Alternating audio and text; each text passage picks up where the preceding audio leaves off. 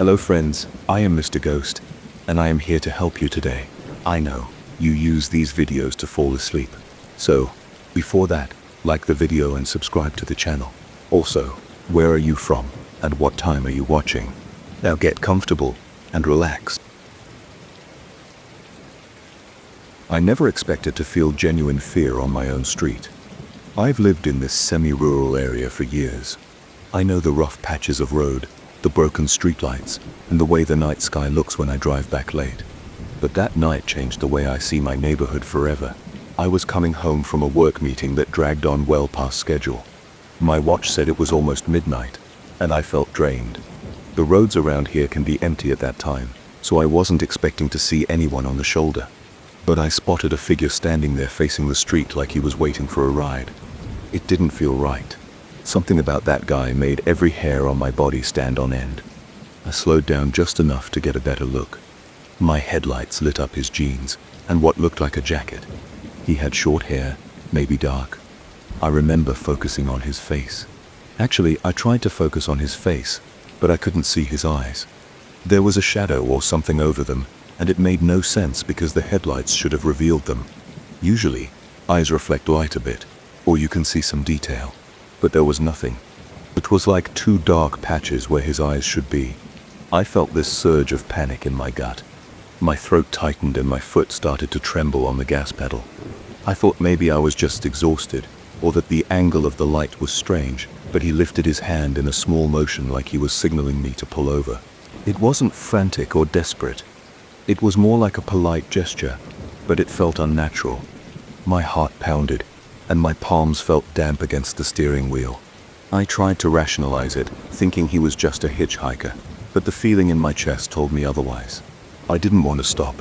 Something about him made me feel sick to my stomach. I pressed the accelerator and passed him without slowing any further. As I drove by, I glanced at him through the passenger window. He stayed perfectly still. He didn't jump or wave more aggressively. He just kept that arm raised. My headlights swept over him, but I still couldn't see his eyes. It was like my brain refused to process that part of his face. I thought maybe it was a trick of the light, but it made me deeply uncomfortable.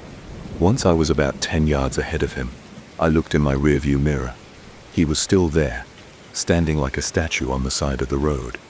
The only light behind me was the dim orange glow of a distant street lamp, yet he remained visible. He didn't move. He didn't turn around or lower his arm. I felt my chest tighten even more. My breathing got shallow, and a cold sweat broke out on my forehead. I was too spooked to do anything but drive faster. I kept going until I reached my driveway.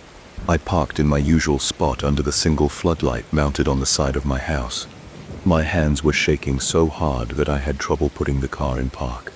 I took a few deep breaths, then leaned back against the driver's seat, trying to calm myself. I turned off the engine and listened to the ticking sound of the car cooling down. My home was completely dark except for that floodlight, which cast a yellow beam across the gravel. Crickets chirped somewhere in the distance.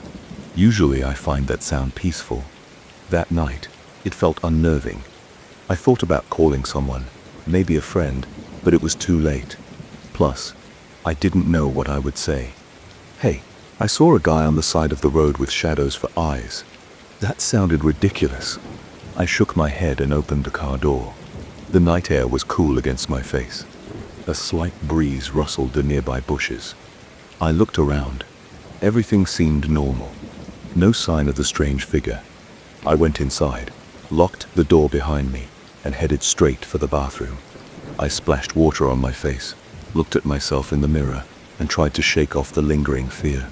My reflection looked tired. My shirt collar was wrinkled from wearing it all day.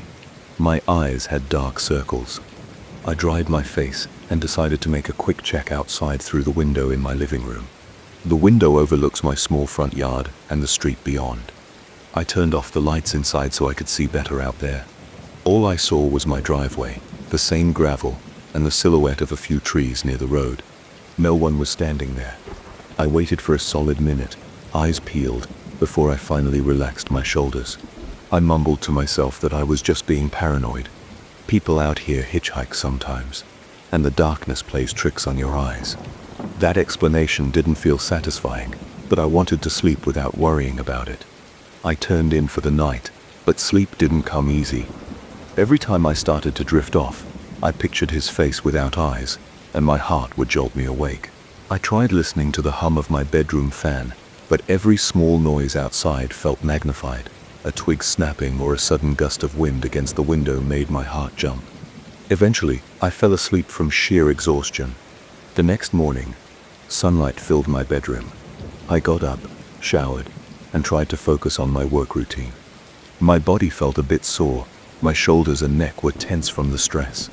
I got dressed and made a cup of coffee in my kitchen. I checked my phone. No messages from work, so I had time to head out a bit later. I couldn't shake the feeling from last night, so I decided I'd drive by the same spot in the daylight just to see what was there. The road leading to my place is narrow and has patches of old asphalt. On one side there's a ditch filled with tall grass. On the other side, a few large trees. I remembered the exact spot where I saw that man. There's a bent guardrail and a broken street light. The morning was bright and calm. A slight breeze made the grass sway. I slowed down at the guardrail. Nothing was there. The ground looked undisturbed. No footprints that I could see, just dirt and some scattered trash, maybe plastic bottles or wrappers. I pulled over and got out of my car, which I don't normally do in this area. There weren't many cars passing by, so it felt safe enough during the day. I examined the ground. The only thing I noticed were tire marks from what could have been a passing tractor, or maybe from my own car. Nothing else indicated that someone had stood there for a while. I walked a short distance, checking for any sign of footprints or cigarette butts. Sometimes, if a person waits for a while, they leave something behind. There was nothing obvious. The ditch was full of weeds and small rocks. No footprints, no broken branches. A mild breeze carried the scent of damp earth.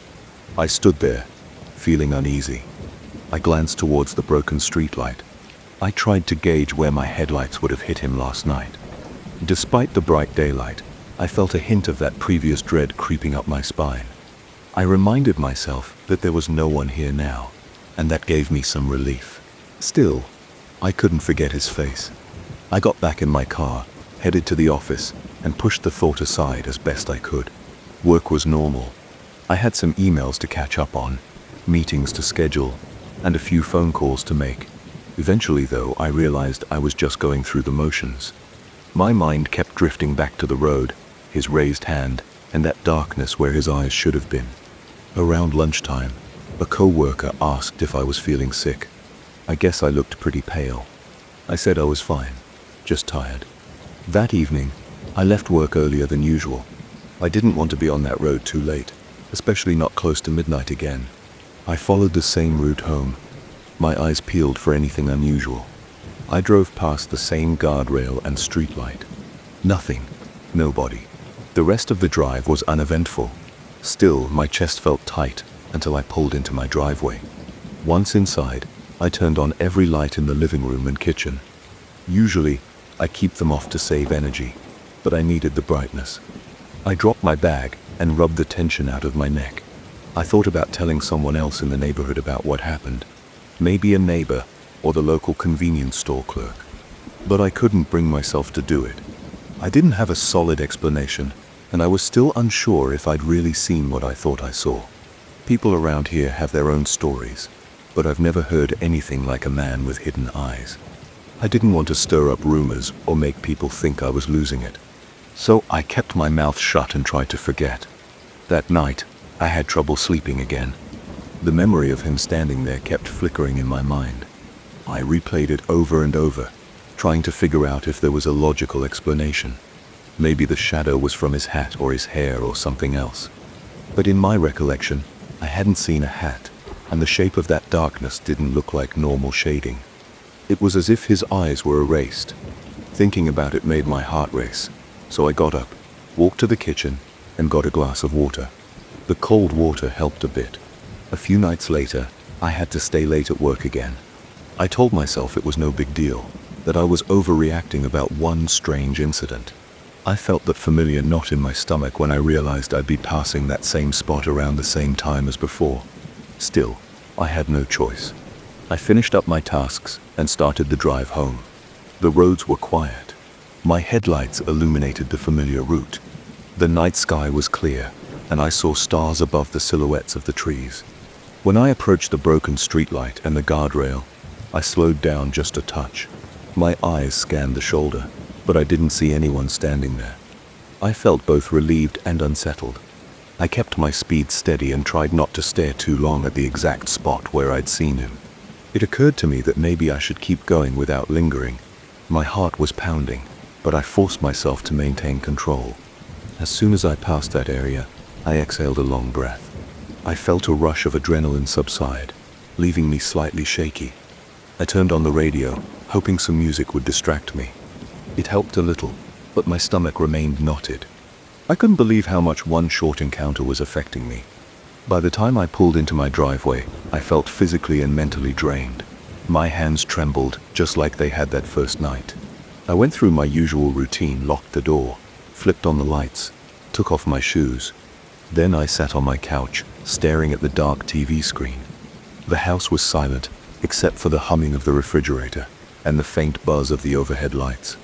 Part of me wanted to drive back out there with a camera, or at least my phone recording, to see if I could capture anything. But the larger part of me wanted to leave it alone and never think about it again. The next day I tried to bring it up casually with a coworker, not describing all the details, just mentioning that I saw a strange hitchhiker. My coworker shrugged. He said he sometimes sees people wandering around at night. He figured they might be drifters or locals who don't own cars. That didn't help me. The specific detail about the missing eyes was what had me on edge. I stayed silent about that part. Over the following weeks, I never saw him again, but I couldn't forget that image. On late drives, I would tense up whenever I passed the guardrail. Sometimes I'd speed up just to get it over with. Other times I'd drive slowly, scanning the area. Each time, there was nothing out of the ordinary. The broken streetlight eventually got replaced, which should have made that stretch of road less creepy at night. Yet every time I approached, I felt a chill spreading up my arms. Now, whenever I remember that night, I still get a shiver down my spine. I can recall the exact shape of his face, the way his hand moved slightly, and the motionless way he stood when I looked back in my mirror. I can even recall the tightness in my chest and the sweat on my palms. Every detail remains clear in my mind. It's been months since that encounter, and I haven't told many people about it. I still don't know who or what he was. I don't have an explanation for those dark patches in place of his eyes. Some nights, I even wonder if I hallucinated out of exhaustion. But I know what I felt was real, that fear was real. I keep asking myself, why didn't I see his eyes? There was nothing covering them from what I could tell. My headlights should have illuminated his face. And yet I remember total darkness in that specific area, not just shadows but a complete void. It's the one thing I can't shake. I'm a logical guy. Usually, I don't believe in bizarre stories without proof. But I saw something that night, and it scared me more than anything I've experienced in this quiet place. Even now, I can drive past that guardrail at night without my body tensing up. I still look at the spot for a second, half expecting to see him again. He's never there, there's no trace of him. But that memory is burned into my mind. I've tried to push it away, but I can't forget. It's changed how I feel about my own neighborhood. I used to feel safe here, even on dark roads. Now I lock my doors more carefully. I keep my eyes on the shoulders of the street, and I make sure to come home earlier whenever possible. I don't know if I'll ever see him again. Sometimes I think maybe he was just passing through, or maybe I caught him at some weird moment. But the more I replay that night, the more unsettled I become. I wish I had a clear explanation. All I have is that vivid memory of a man without visible eyes standing under a broken streetlight, gesturing for me to stop. I'm still relieved I didn't. And every time I pass that spot, I feel that same rush of cold dread reminding me of what I saw and how it's never quite left me. I never thought a simple run could shake me up so much. I started running at night a few months ago to clear my head after long days at the office. I usually zone out with my earbuds in and let the music drown out everything else. The streets stay quiet, and I like having that space to breathe. But one night changed how I see those runs forever. That evening, I got off work later than usual. The office lights had started to turn off one by one, and I hurried out before the cleaning crew showed up. My legs felt stiff, and my shoulders were tense. I remember stepping outside into the cool air. It felt refreshing on my face, and it made me want to stretch my arms over my head. I thought I would unwind with a steady jog around my usual route. It's about a 5-mile loop through my neighborhood, and a couple of side streets. Most of the roads are quiet after 8 o'clock. Some houses have lights on inside, but nobody's really out walking. I like that sense of isolation when I run. It usually helps me decompress. I locked my apartment door, scrolled through my phone to pick a playlist, and made sure my earbuds were fully charged. I set out at an easy pace. My shoes slapped against the sidewalk. The first mile went smoothly, and I felt my breath sink with the music. The night air was a bit humid, but there was a gentle breeze. I passed by a few parked cars in a closed convenience store. The neon sign in the window glowed red, but the door was locked. I looked around just to make sure I wasn't missing any other night owls. I saw nobody. Around the second mile, my legs started to loosen up. My tension from work slowly melted away.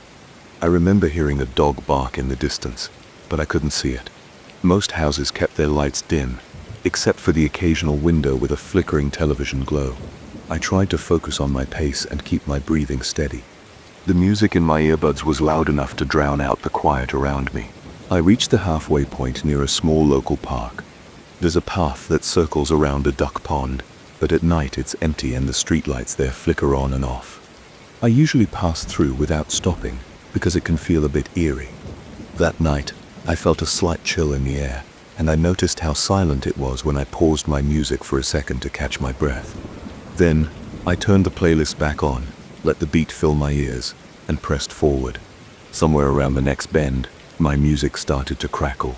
I thought it might be Bluetooth interference, so I tapped my phone to see if I had an incoming call or a notification.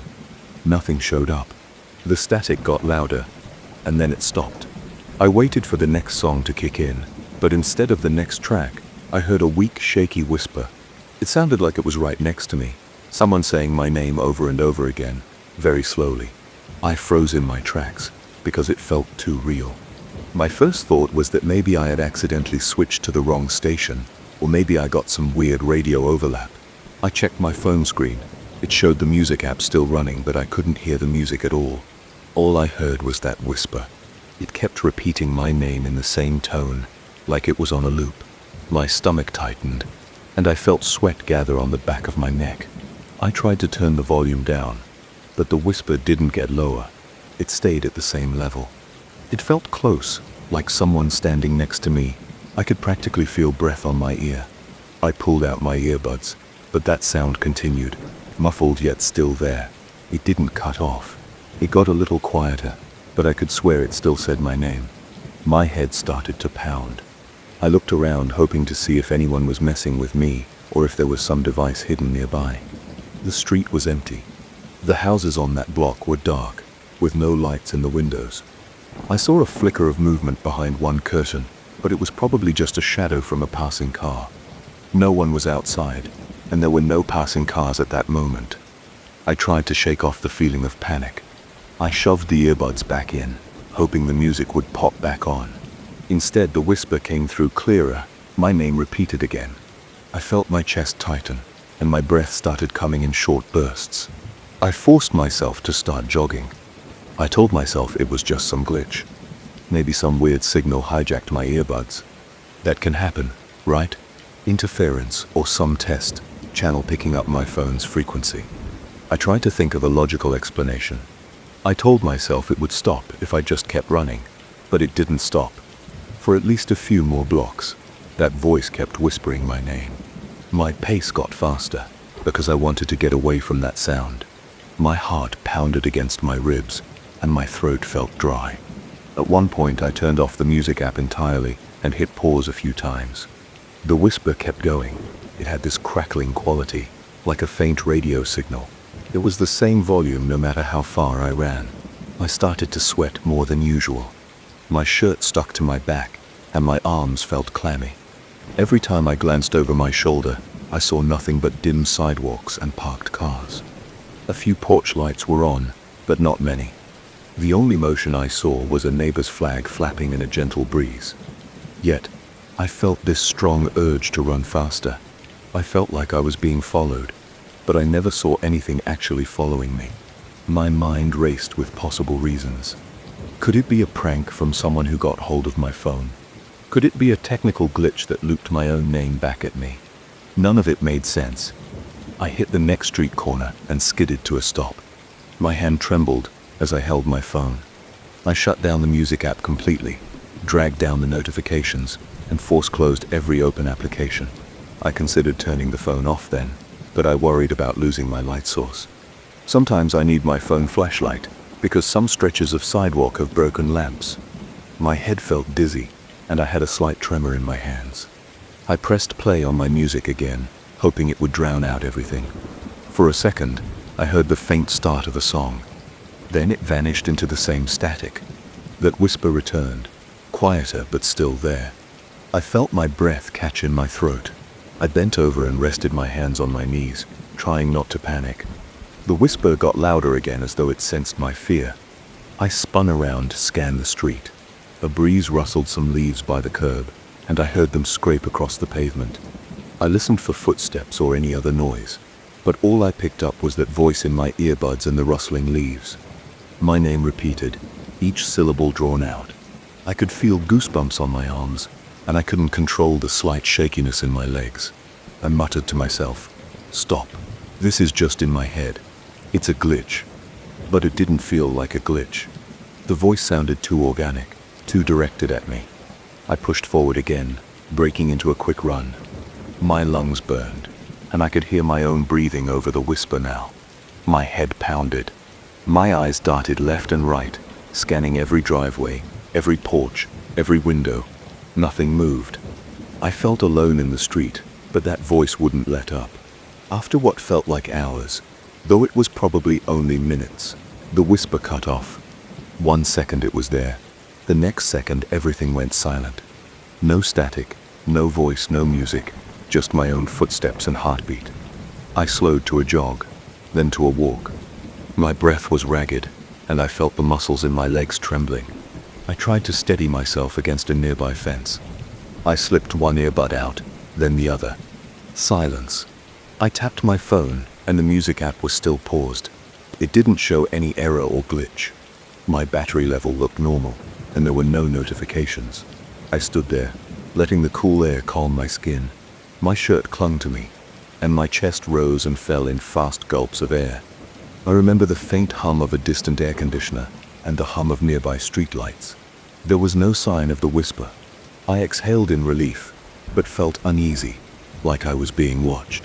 I turned in a slow circle, expecting someone to jump out, but nobody did. I decided to head straight home. I usually finish the 5 miles, but I wasn't in the mood to keep going. My mind was racing, and I wanted to get inside, lock my door, and check every device I own. I kept my earbuds around my neck, not wanting to risk hearing that voice again. With every step, I felt my heart thud, and I had this nervous energy that made me want to sprint.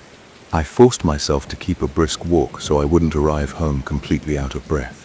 When I finally got to my apartment, I slammed the door shut and double-locked it. I took off my sneakers and just stood there in the entryway. My clothes were soaked with sweat. I felt a bit nauseous. I pulled my phone out of my pocket and hit the power button, turning it off entirely. I placed my earbuds on the kitchen counter.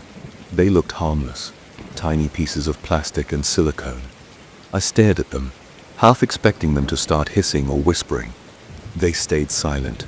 I made a beeline for the bathroom, splashed some cold water on my face, and tried to breathe slowly. My reflection showed wide eyes and a tense jaw. My hair was damp and stuck to my forehead. I felt a knot in my stomach that wouldn't go away. I dried my face and walked back to the kitchen. I turned my phone back on and waited. It lit up normally, with no strange messages or errors. I scrolled through my notifications. Nothing unusual. The music app showed the track he'd paused. I tapped it, and the song played right away, without static. I tested the earbuds, and they sounded normal. It was like nothing had happened. I checked for updates or viruses. Nothing. I even uninstalled the music app and reinstalled it to see if it was corrupted. Everything checked out. I sank into a chair and tried to piece it all together. My body felt exhausted, and my pulse was still racing. It was as if my adrenaline had nowhere to go. I sat there, replaying every moment in my head. The sudden shift from music to static, the whisper, my name repeated again and again. The way it followed me didn't make any logical sense. I tried to calm myself by thinking it was some random radio interference, but the sheer clarity of that voice made my skin crawl. It didn't sound like random chatter or bits of someone else's broadcast. It was my name, over and over, exactly the same tone each time, as if it knew me. The fact that it persisted after I turned the music off only made it worse. I shut my eyes and breathed in through my nose, out through my mouth. My apartment was quiet, except for the hum of my fridge and a drip from the kitchen faucet. Everything seemed normal again, yet my mind wouldn't let me relax. I felt a chill run down my back whenever I remembered that voice. The whisper was so distinct. I'd never heard anything like that before. I started to wonder if I was just too tired. Maybe my brain was playing tricks on me. Stress can do strange things. Work had been tough that week, and I hadn't been sleeping well. But it felt too real. I remember the tightness in my chest, and the way my ears actually registered sound. I remember hearing it so clearly. If it had been a hallucination, I would expect some confusion or uncertainty about what I heard. But I was certain it said my name. Eventually, I got up and took a long shower. The hot water eased some tension in my shoulders, but I couldn't shake that uneasy feeling. I kept thinking about how it stopped so suddenly, like it vanished on command. After the shower, I checked my phone one more time. Everything worked fine. I decided to go to bed and see if I felt any differently in the morning. I didn't sleep well that night.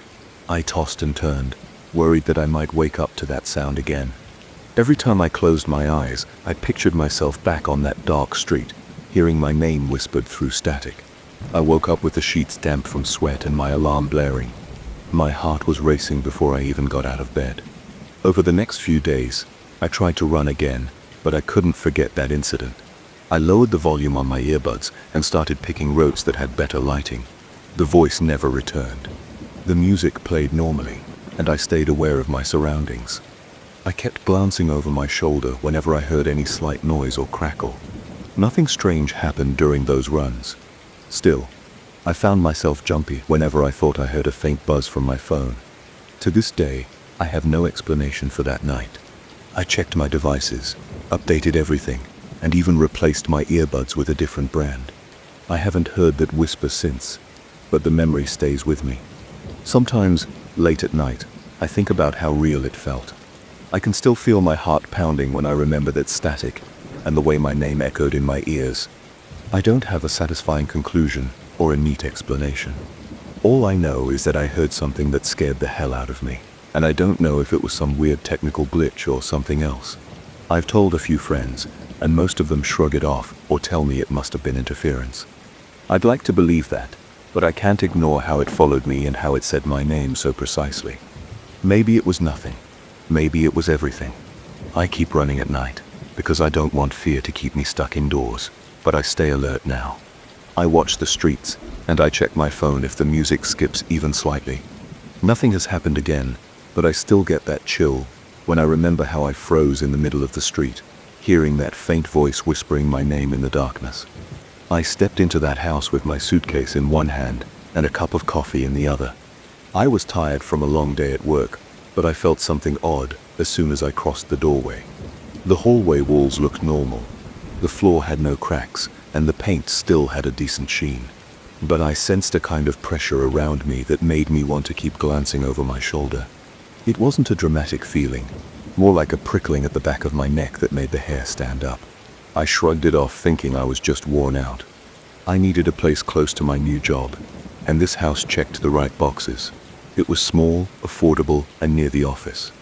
That first night, I told myself to ignore any weird vibes. I unpacked my things and tried to settle in. I'm a straightforward guy. I'm not superstitious, and I don't like to blow things out of proportion. But a few days after I moved in, I noticed small changes around the place. At first, I thought I was just forgetful. I'd leave a book on the desk in the guest room. The next morning I'd find it on the floor or on a different shelf. There were also times when I was sure I left the guest room window open to get some fresh air, but I would come back from work to find it shut tight. I kept thinking, did I close it without remembering? I've had long days at the office, so maybe I was spacing out. Then one night, about 2 weeks after I moved in, I was lying in bed trying to fall asleep. I heard a small click from the hallway light switch. I got up, walked over to the bedroom door, and noticed the glow under the door frame. Sure enough, the hallway light was on. I clearly remembered flipping it off before I went to bed. I always do that. I stepped into the hallway and found nothing out of the ordinary, except that the light was burning brightly. I turned it off again, went back to bed, and stayed awake another hour, feeling uneasy. My heart beat a little faster than usual, and I kept looking at the slice of darkness beneath the door, waiting for it to light up again, but it stayed dark that night. A few days after that, I got to work late because I overslept. I was up half the night, convinced I heard someone moving around in the guest bedroom. The floorboards squeaked every so often, like soft footsteps. I told myself it was just the old heating system, or random creaks that houses make, but I couldn't shake the feeling that someone was inside that room, shifting weight from one foot to another. In the morning, I went in there to check. Nothing was out of place at first glance, but then I noticed a small box of papers I keep in the corner was lying on its side. The papers were scattered around. It could have been me rummaging for something and forgetting to straighten it up, but I hadn't touched that box in a week. I picked everything up, tidied it, and went on with my day, still feeling tense. I decided to ask the property owner if there was any history or if other tenants reported anything unusual. When I called him, he paused for a moment before giving a nervous laugh. He said that some of the previous renters had mentioned lights turning on, items moving, and weird noises at night. He told me not to worry and joked that the house was just settling, but he didn't sound confident. I hung up feeling more uneasy. The fact that other people complained about the same issues made my situation feel more real. I had this knot in my stomach that day. For the rest of that week, I tried to ignore the strange sensations and minor incidents. I buried myself in work, came home late, ate dinner, and went straight to bed. But around Thursday, I had another unsettling experience. I was drifting off to sleep, lying on my side, when I felt a presence on the other side of the bedroom door. It wasn't a normal feeling. It was like I could hear soft breathing, or maybe a light rustling, as if someone was leaning against the door. My mouth went dry and my pulse pounded in my ears. I lay there for a few minutes, just staring at the door. I didn't want to move. I debated with myself whether I should speak up. Maybe I should say, "Who's there?" But I didn't. I stayed silent. Eventually, I made myself get out of bed. I walked to the door and grabbed the handle. My hand felt clammy. I turned the lock and swung the door open in one quick motion. The hallway light was off, but some street light came through the small window. I could see the corridor was empty. There was no one there. My chest was tight, and my heartbeat thudded in my throat. I checked every room, but everything looked normal. I went back to bed and forced myself to sleep. I couldn't relax until maybe 2 in the morning. That weekend, I spent more time in the house during the day. I moved some furniture around, organized the guest room, and tried to make the place feel more like mine. I thought maybe if I put my own mark on it, I'd feel more comfortable. I put up shelves, arranged my books, and stored some important files in the closet. The guest room had a small desk where I could do some paperwork. I figured I'd start using that space instead of avoiding it. Maybe that would break the tension. Over the next few days, I caught myself constantly checking on the guest room. I'd go in there, look around, check the window, and look at the floor. Each time, it felt colder in there than in the rest of the house. I didn't have a thermometer, but it was noticeable. My arms would get goosebumps when I stepped through the door. I tried adjusting the vents and looking for drafts, but I never found a clear explanation. At night, I made sure the window was locked and the light was off. Sometimes, I'd wake up in the morning to find the window unlatched or the ceiling light on. It was like someone was messing with me. I called the property owner again. I wanted to know if Head had the electrical wiring checked or if there was some problem with the heating ducts. He stammered a bit and said everything was fine. I asked him for details about the previous tenants. He avoided specifics. He said they just moved out because they found a better opportunity. I pressed him a bit, telling him I was dealing with bizarre occurrences. He got defensive and said I was free to move out if I didn't feel comfortable. But breaking my lease wouldn't be simple, and I didn't have the energy to look for a new place and move all over again. I decided to stick it out for a while, hoping I'd adjust.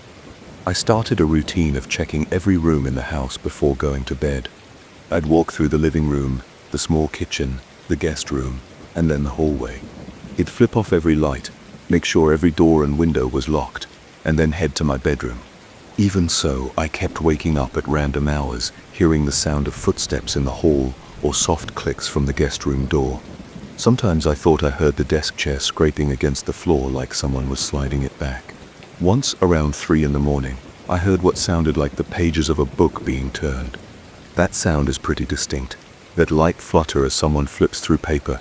I sat up in bed, my heart thudding, and strained to listen. The noise stopped, and I was left sitting in silence.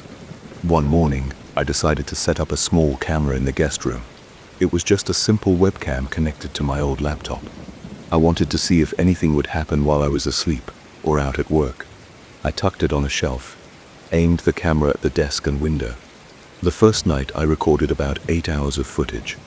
When I played it back the next day, I saw nothing unusual except a bit of glare when headlights passed by outside. A couple of nights later, I tried again. This time I made sure to position the camera toward the door as well. I watched the footage and fast-forwarded.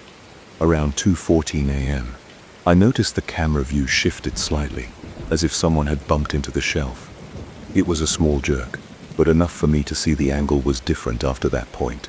I didn't see any figure, no visible person. Just that sudden shift in the camera's position, and then it stayed that way for the rest of the recording. That freaked me out. I had locked the guest room door before going to bed that night. When I found the door in the morning, it was still locked. I used the same key I always use, and the knob turned normally. There was no sign of forced entry or tampering. I tried to rationalize it. Maybe the shelf was unstable. Maybe the camera just slipped. But I couldn't forget the other events, the lights, the window, the feeling of being watched. My stress level soared. I noticed my hands shook sometimes, especially at night when I did my routine checks. I started clenching my jaw in my sleep.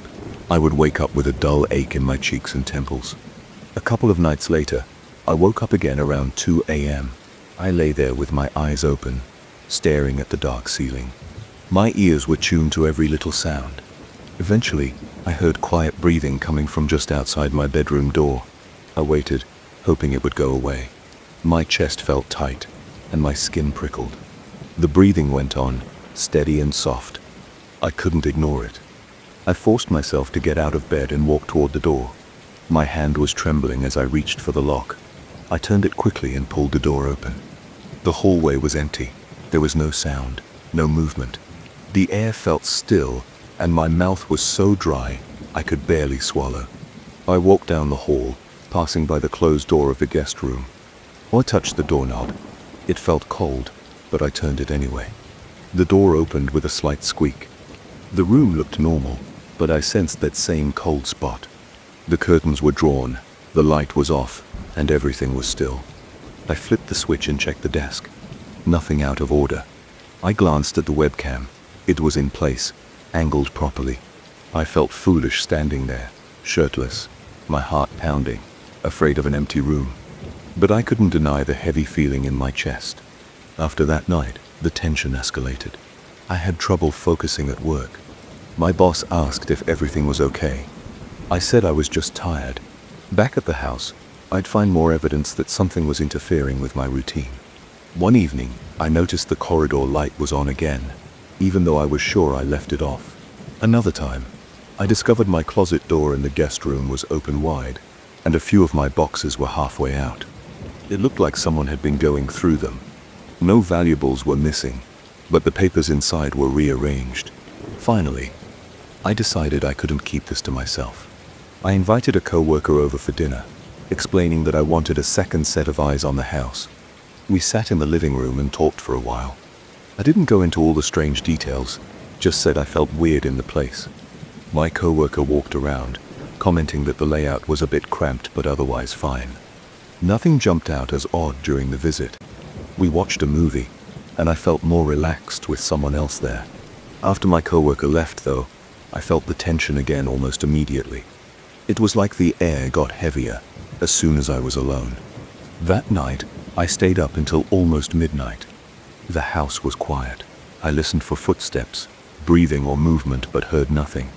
Eventually, I crawled into bed. I drifted off, thinking maybe the place was giving me a night off.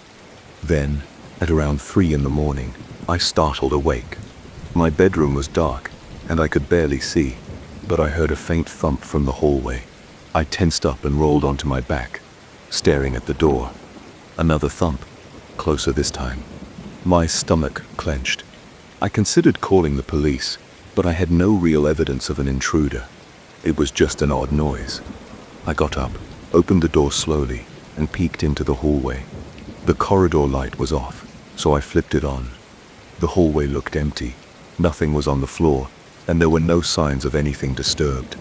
I walked to the guest room door. It was slightly ajar, which was unusual, because I always close it fully. I pushed it open. That cold air hit me again, making me shiver. The lamp on the desk was on, shining a dull glow across the small room. I had turned that lamp off earlier, right before going to bed. My breathing got shallow. I walked over and pulled the chain on the lamp, turning it off. I wanted to shout, to demand that whoever was doing this show themselves, but I knew that was pointless. There was nobody there. I stood in the dark for a few seconds. My eyes adjusted. I heard my own heartbeat in my ears. The place smelled stale, like dust and old paper.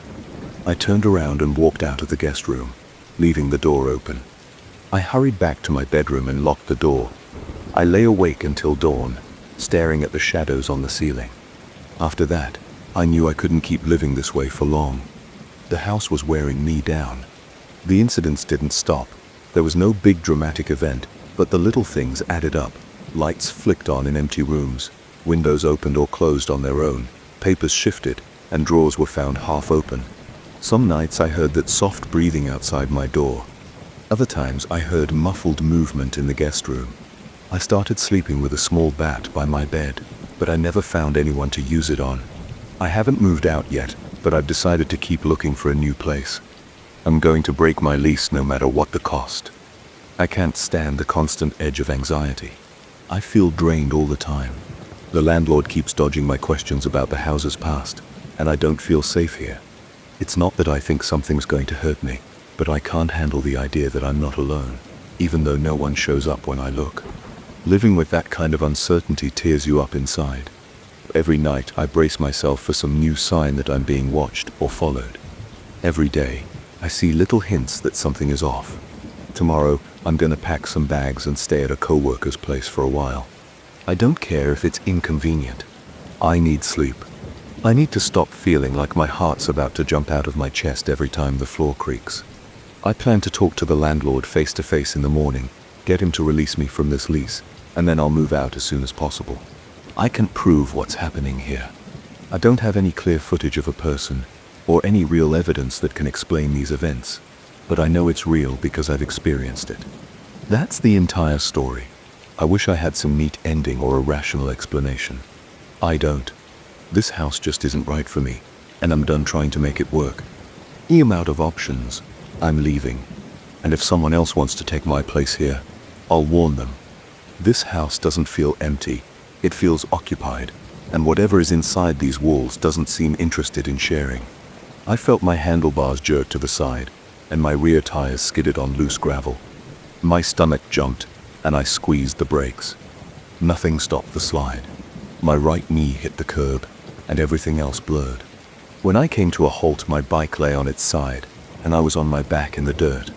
My helmet visor was smeared with dust. My ears buzzed with the leftover noise of the impact.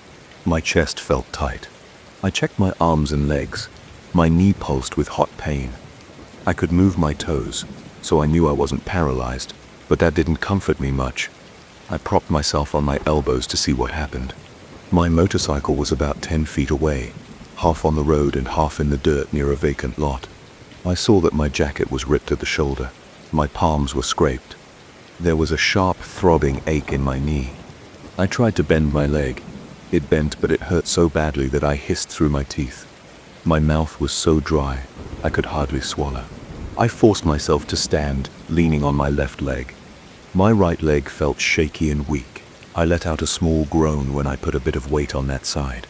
My bike was still running, though the engine sputtered in a strange way. I reached for the handlebar and turned the key to kill the ignition. I heard the engine cut out, then everything went too quiet. The wind blew across that empty field next to me, carrying a musty smell. It looked around for help. Not a single car passed. It was late, but I still expected a pair of headlights somewhere. I took off my helmet to catch my breath. My face was damp with sweat. I smelled my own panic, kind of a salty odor mixed with dust and gasoline. As I tried to collect my thoughts, I heard a crunch of footsteps behind me. A man stood there. He had an old faded cap on his head. His jacket looked worn at the elbows. His hands rested at his sides. He didn't speak. I felt a spike of surprise and tried to straighten up, but my knee almost buckled. He reached out and gripped my arm. His fingers were strong and steady. I felt a wave of relief to have help, but he never said a word. He just gestured for me to lean on him. I nodded and tried to say thanks. My voice came out a bit raspy. He started to guide me step by step toward the roadside. I limped alongside him, wincing whenever my right foot touched the ground. Once we got to the edge of the road, he turned back for my bike. He waved at me to wait. I did, leaning against a fence post that bordered the vacant lot. My mind raced with random thoughts. Did anyone else see us? Did my phone survive the crash? My pockets felt empty. I patted myself until I realized I'd left my phone in the bike storage compartment. I tried to see if the man would look back at me for instructions, but he seemed to know what he was doing. He rolled my bike onto the shoulder and balanced it there. When he came back, I noticed his eyes. They were serious, maybe a little sad, but I couldn't tell in the dim light. He motioned for me to follow him. His arm movements were smooth and careful, like someone who knew how to handle an injured person. I asked, "Do you know if there's a gas station nearby?" The man gave a slight nod. Then, he made a gesture like he wanted me to walk in a certain direction. I asked him, "Can you help me get there?" He nodded again. I wondered why he didn't speak, but I felt too worn out to press him. The pain in my knee flared up every time I took a step. My breathing got shallow. I bit down on my bottom lip to stop from cursing too loud. The man stayed right next to me. I could hear his footsteps on the gravel. I smelled a faint odor coming from him, like stale smoke or something metallic. He didn't look at me much. He just led the way. I scanned the horizon for some sign of headlights. Nothing. There was a slight glow further up the road, which I guessed might be the gas station. We walked like that for a few minutes. It felt longer. I heard my pulse thudding in my ears. At some point I noticed I was still wearing my own cap, but the back was twisted sideways from the fall. I took it off and shook it. Dirt flew out in small clumps. The man glanced over at me but didn't react. I wondered if he was deaf or just not interested in talking. My thoughts were jumbled, so I focused on the physical task of moving one foot after the other. The air was crisp. My teeth chattered a bit, partly from pain and partly from nerves. The silence between us felt strange, but I wasn't in the mood to force a conversation. After maybe another 10 or 15 minutes, I saw the bright lights of a gas station sign. It stood on the corner where the highway curved. The man waved his hand toward it. I nodded and said, "Thanks, man. I really appreciate it." He dipped his head in a small nod. I took a few more steps forward. I planned to turn around and ask if he could help me call someone, but when I turned, I didn't see him. I spun a bit too fast and felt my knee scream in protest. I gasped and stopped in my tracks. The man was gone. I tried to peer into the darkness behind me. There was only the vague outline of some weeds near the vacant lot. No other movement. No footsteps fading away. I listened for the sound of gravel shifting under shoes, but heard nothing but the wind. I stood there, breathing hard and shaking. My mind raced with questions. Had he moved that fast? Did he slip behind some fence? I tried to call out, but my voice didn't carry very far. I just let out a long exhale and limped the rest of the way to the station. When I got there, the bright fluorescent lights stung my eyes. The inside of the station looked empty, except for a bored attendant by the counter. I pushed open the door, and a bell above it made a sharp ding. The attendant looked up. He was a skinny guy, maybe mid-30s, wearing a rumpled grey polo shirt with the station's logo. I asked if he had a first aid kit. He came around the counter and grabbed one from a small wall cabinet. "Do you need any help?" he asked, and I said, "Yeah, back down the road." He nodded, like he was half listening. I sank into a plastic chair by the window while he handed me some antiseptic wipes and gauze. After a few minutes, I told him about the man who helped me. I asked if that guy had come through the station earlier. The attendant stared at me. "I haven't seen anyone out there but you," he said, his tone casual. It sent a chill across my arms. I repeated my question, describing the man's old cap, his silent gestures, and the way he guided me here. The attendant shrugged. "I've been here all night. Nobody else passed by." I felt my breathing catch in my throat. It didn't make sense. The station had a clear view of the road, and that man had walked with me almost the entire way. I felt shaky again. I tried to change the subject, asking if the attendant had a phone I could use. My phone was in the bike, and I couldn't walk back without help. He handed me a cordless phone from behind the counter. I called a friend who lived close enough to pick me up. While I waited, I kept looking out the window, expecting to see that man, or at least my bike's headlights if someone was messing with it. The road stayed empty, just the glow of the street lamp shining on the corner. My friend arrived about 20 minutes later. We drove back to my bike, loaded it onto his pickup, and I checked the area. No sign of anyone. The vacant lot looked deserted. Once I got home, my friend helped me inside, and I propped my leg up with some pillows. He left after making sure I was okay. I had the next day off work, so I figured I'd clean up my gear and see how banged up everything was. In the morning, I woke up with a stiff knee. It was swollen but not broken. I rummaged through my clothes from the crash. My jacket was still dusty, and my helmet had a few scrapes. Then I saw my cap. It was smudged with some dark stains on the rim, and in a few spots on the front. At first, I thought it was dried blood, but the color wasn't quite right. It wasn't the usual dark red you get with bloodstains. It had a slight shimmer like an oily residue. I sniffed it, expecting a metallic or iron smell. Instead, I got a weird earthy odor, something I couldn't place. I tried to wipe it off, but the stain had stuck to the fabric. I decided to just wash the cap in the sink. I turned on the faucet. Warm water ran over the cap. As I scrubbed with soap, the water turned murky. I saw bits of blackish material swirling in the sink. It almost looked like soot. I touched it and felt a gritty texture on my fingertips. It didn't feel like engine grease either. My bike's chain grease usually has a thick, slick feel.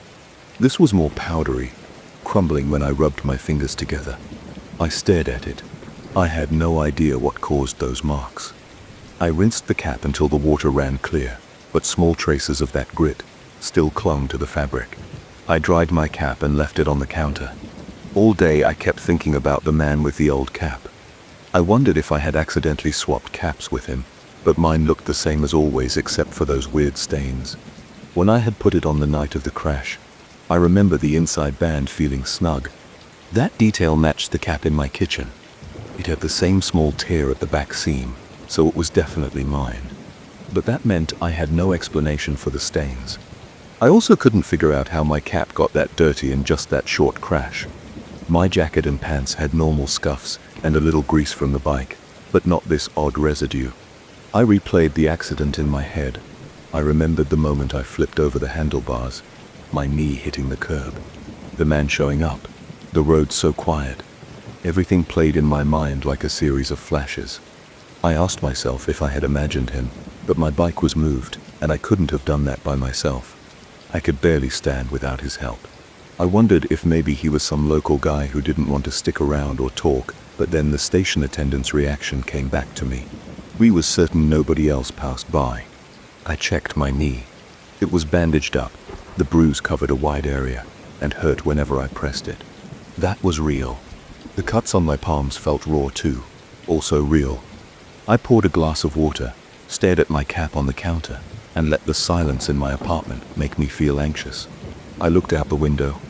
Cars passed outside, some beeping. I turned on the TV for noise, but couldn't focus on anything.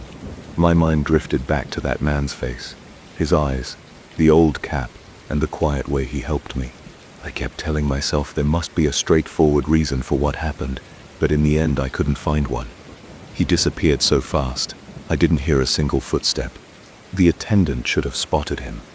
There was no sign of him on the road when I went back with my friend. All I had was that weird dust, or whatever it was, on my cap. A few days later, I ended up visiting the crash site. My knee was still sore, so I wore a brace. I parked my friend's pickup on the shoulder where my bike went down. I saw the skid marks, a patch of scuffed asphalt. The curb had a fresh scrape, probably from my knee or my bike's foot peg. I checked around for footprints or a spot where someone might have stood. I saw some flattened grass. It might have been from me landing there, or maybe from the man's shoes. The vacant lot looked the same as that night. Dry weeds, patches of dirt, some broken glass. No footprints stood out to me. I didn't see anything that could explain what I remembered. I walked around a bit, though it hurt to do so. The wind blew through the grass, making a rustling sound. The noise felt oddly tense to me. I imagined that man appearing again, but he didn't. I looked up and down the road. Some cars passed on the highway now. Nobody stopped. I had enough, so I got back in the truck and headed home. Since then, I've tried to move on from that night. Sometimes I forget about it for weeks, and then I'll glance at my cap or see the faint scar on my knee, and it all rushes back. I still don't know who that man was or if I imagined him in the confusion, but I didn't imagine the bike being moved. I felt his grip on my arm. I saw him gesture for me to walk toward the gas station, and I found that strange black grit in my cap. I don't have any big lesson or deep thought about it. It happened. It freaked me out, and to this day I can't explain it. I just know that when I needed help, someone showed up out of nowhere. He never said a word, and he vanished when I tried to thank him. The next morning I found stains on my own cap that didn't match anything I recognized. That's it. That's all I can say. I still look at people's faces when I'm out on the road, especially if they're wearing an old cap. Part of me expects to see him again. Part of me hopes I never do. I never thought I would lose my composure on a simple nighttime walk. I've been circling that lake for months without any trouble. I enjoy going after 10 at night because the place is usually empty. I like the quiet air and the reflection of the moon on the water. I used to feel calm from the moment I started until I finished. Now I feel on edge the entire time, always looking over my shoulder. It all began when I saw that dark-furred dog. I noticed it on a random Tuesday. I parked my car in the small lot next to the lake. The lamp posts around the path cast enough light for me to see about 10 or 15 feet in front of me, but not much more. The moonlight helped, though it wasn't full or especially bright. The night air felt cool, and I remember adjusting my windbreaker before starting to walk. The first lap was calm. I passed one elderly man who seemed lost in thought. He nodded once without speaking when I waved at him. A couple sat on a bench near the entrance chatting. I recall hearing a soft murmur of their conversation and the scraping sound of their shoes against the gravel. Then I noticed the dog. It stood near the edge of the path, not too far from some bushes. The creature looked still, as if it were watching something. At first, I didn't realize it was watching me. Its eyes had a yellow sheen under the lamppost. I glanced over, but it didn't move. I kept walking. It's not unusual to see stray dogs around. There are a few in the neighborhood, though most have collars. Sometimes they roam around hoping to find scraps. I didn't want to make a big deal out of it. But when I took another look over my shoulder, the dog was on the path behind me, just a few yards away. I slowed down for a second. It slowed down too. I sped up, and it kept pace. It didn't charge or growl, it just stayed behind me at the same distance. I couldn't hear any distinct breathing or panting. In fact, the dog was impressively quiet. The only clue was its silhouette moving in the corner of my vision whenever I glanced back. When I stopped to stretch near a bench, the dog stopped as well. I turned around and faced it. The lamppost light hit its eyes again. They looked bright, but not in a normal reflection kind of way. They seemed more intense, but I tried not to dwell on that. I spoke in a calm voice.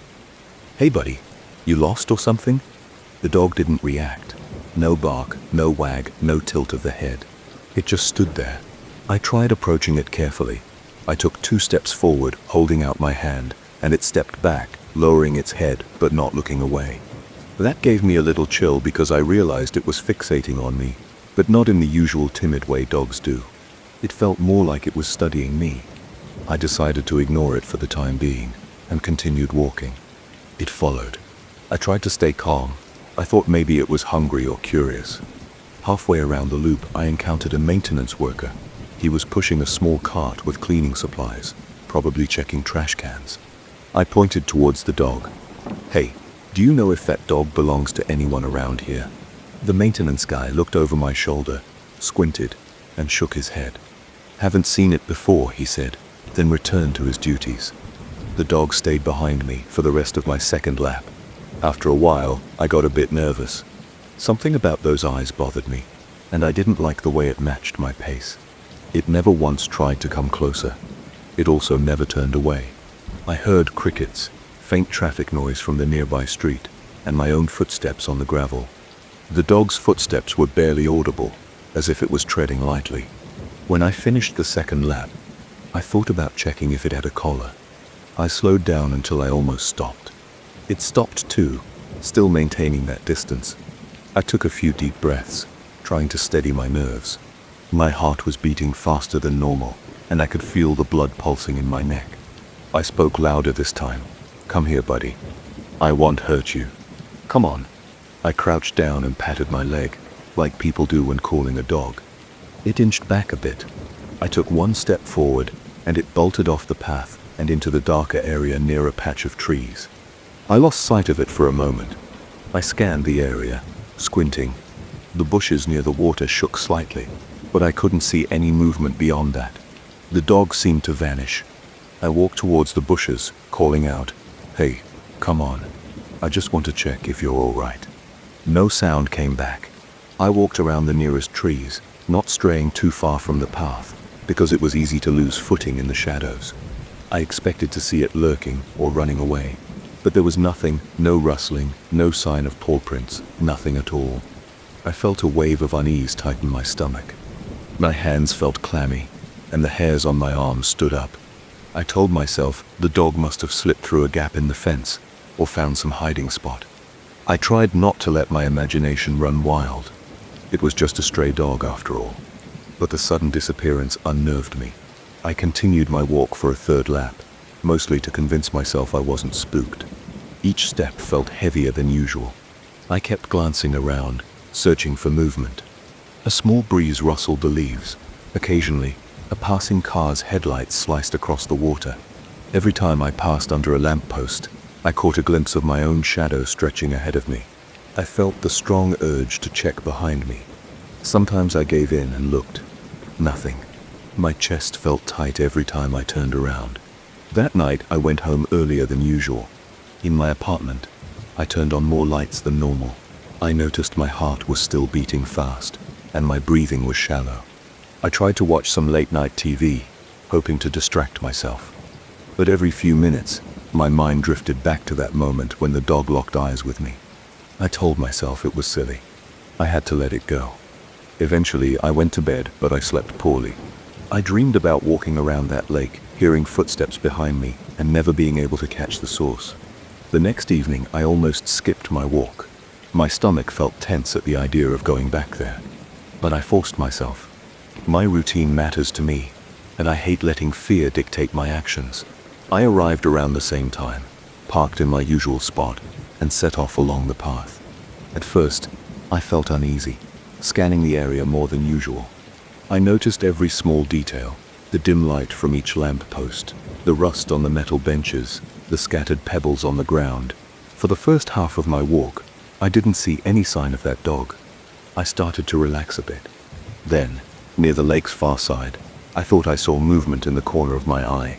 I turned quickly, but there was nothing on the path behind me. I exhaled, feeling a bit foolish, and chalked it up to my imagination.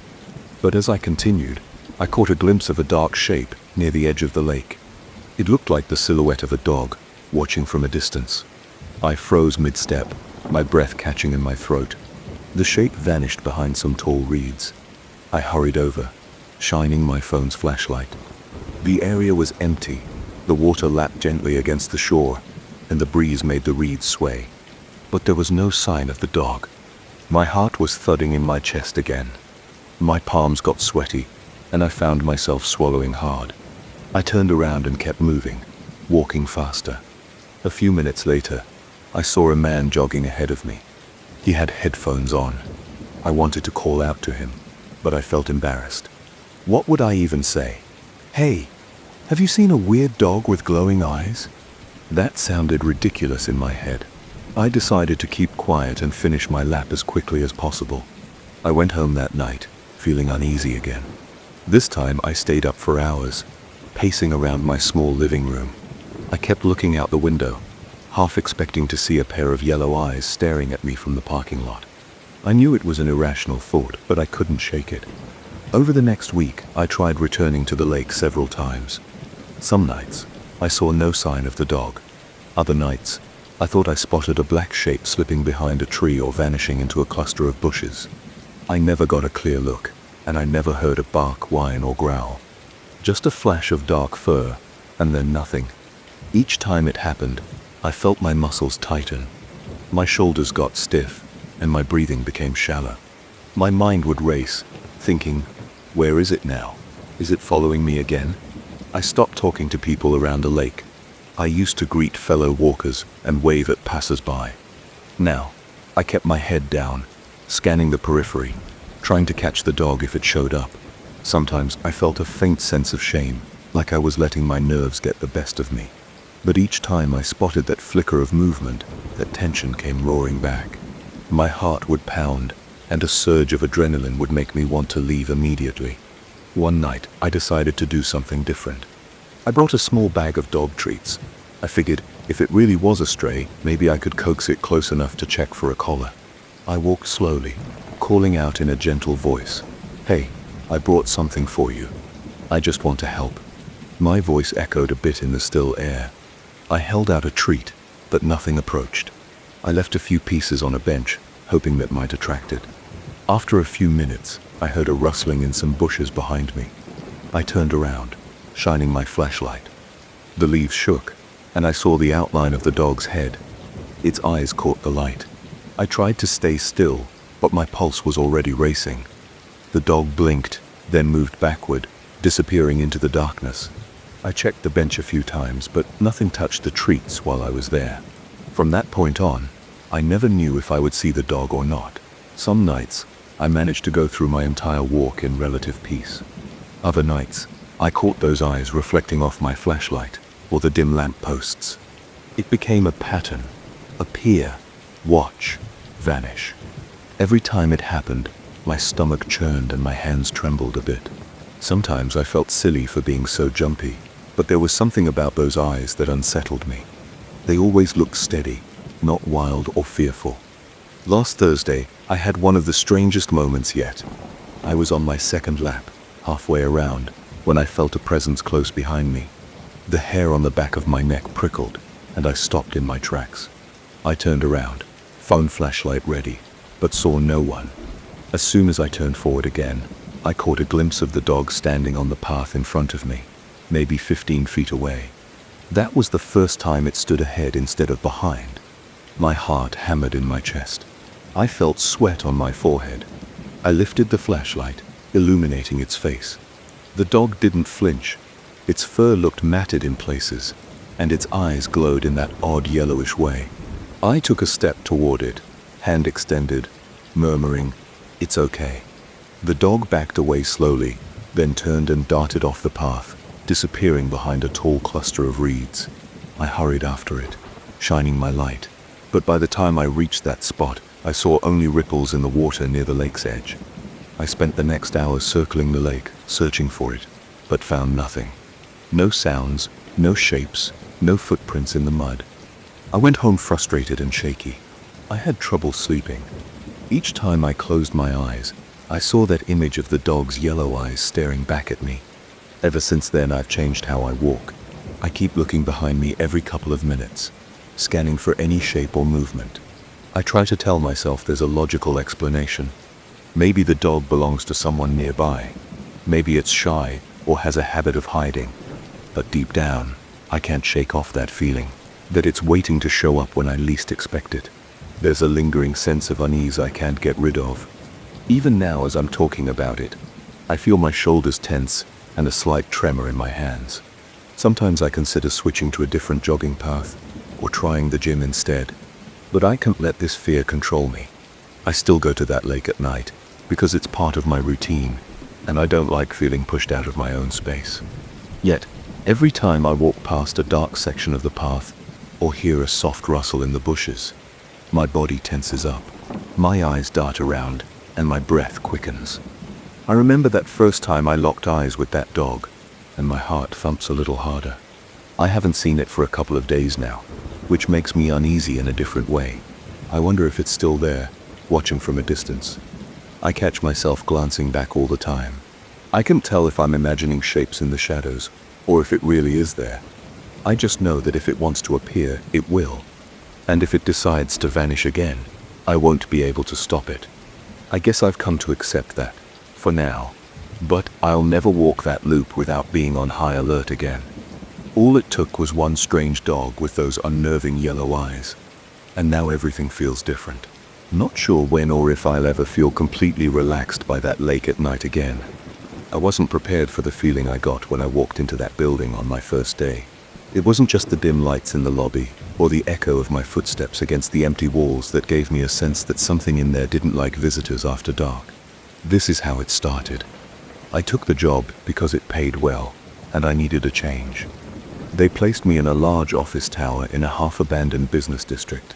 Most of the surrounding buildings were empty, and the ones still in use had only a handful of employees. My new office was on the 8th floor, which looked like it belonged to another decade. The carpeting in the hall was worn and stained.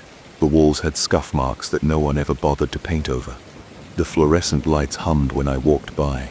In the morning, maybe a few people showed up, but they stayed in their own corners. The place was a maze of identical hallways and empty cubicles. At first, I didn't mind. I liked the peace and quiet. On my first day, I noticed the silence right away. It was like the building swallowed all sound.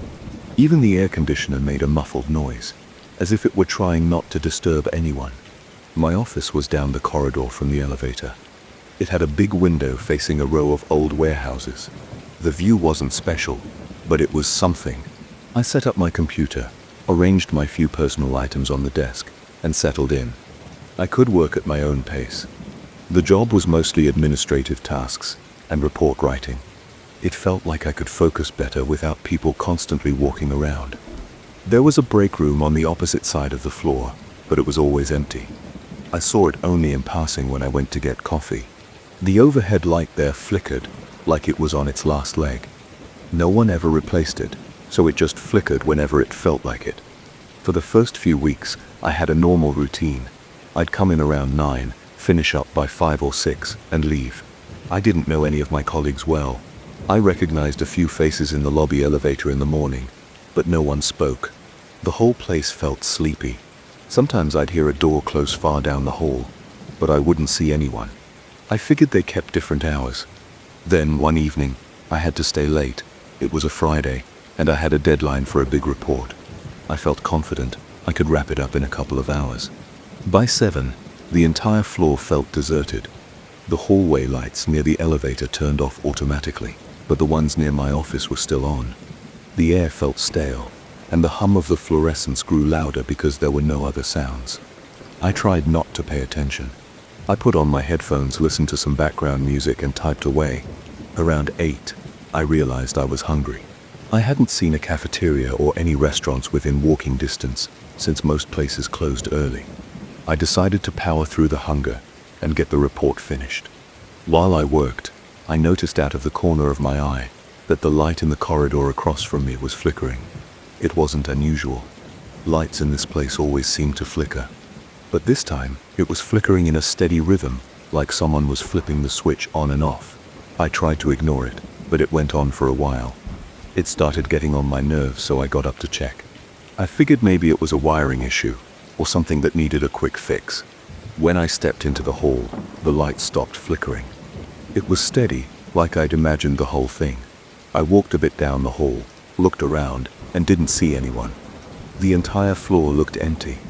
The break room door was shut, the elevator area was dark, and all the other offices were locked. I shrugged and went back to my desk. I put my headphones on again and opened the report file. I was about to type when the sound in my headphones cranked up to maximum volume without warning. The sudden blast of noise shot adrenaline through my body. I jumped, yanked off the headphones, and fumbled for the computer volume controls. I stared at the screen, but the volume icon showed it was at a normal level. I lowered it all the way, thinking maybe I'd accidentally pressed something. Then I tried again. The moment I put the headphones back on, the volume went to maximum again. The music blasted my ears. My hands shook a little as I turned off the entire computer. I expected the sound to stop, but it didn't. The headphones were still screaming music at top volume, even though my computer screen was black. It felt like my heart was pounding in my throat. I unplugged the headphone cable, but the music kept going for a second before abruptly cutting off as if someone had flipped a switch. I stood there, holding the headphone cable in my hand, breathing hard. I could hear my pulse, and my scalp was tingling. I tried to calm down, but something about that moment felt wrong. My computer was off, so how did the headphones keep playing music? I told myself it was a glitch, maybe some weird electrical feedback or a short circuit in the headphone jack. I sat back down, waited for my heartbeat to slow, and turned the computer on again. Everything loaded normally, and I tested the volume. It seemed fine, but my nerves were shot. I couldn't concentrate on the report. My eyes kept wandering to the time in the corner of the screen. It was almost 9. The building was dark outside my office. I had this urge to leave, but I still had work to do. I ended up forcing myself to finish one more section of the report. My leg bounced up and down under the desk. Every tiny noise made me jump. The air conditioner switched on, and I felt my chest tighten. My eyes darted to the hallway, expecting to see the lights flickering. They stayed steady. I tried to shake off the panic. I finished typing, saved my work, and packed up to go home. As I headed for the elevator, the corridor light began flickering again. This time I didn't look back. I pressed the elevator button, but it took forever to arrive.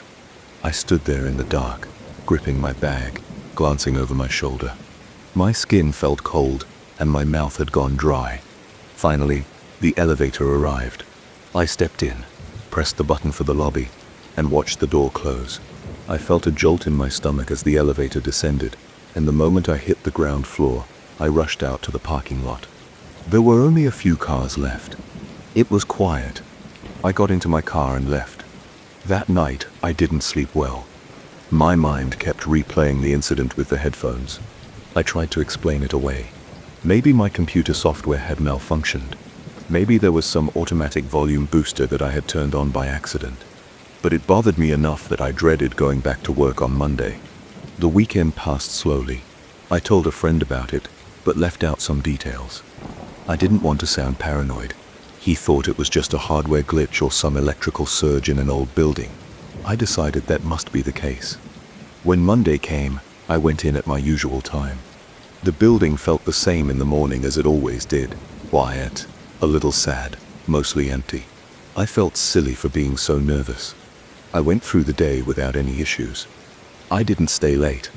The same thing happened the following days. Everything was fine if I left before 7.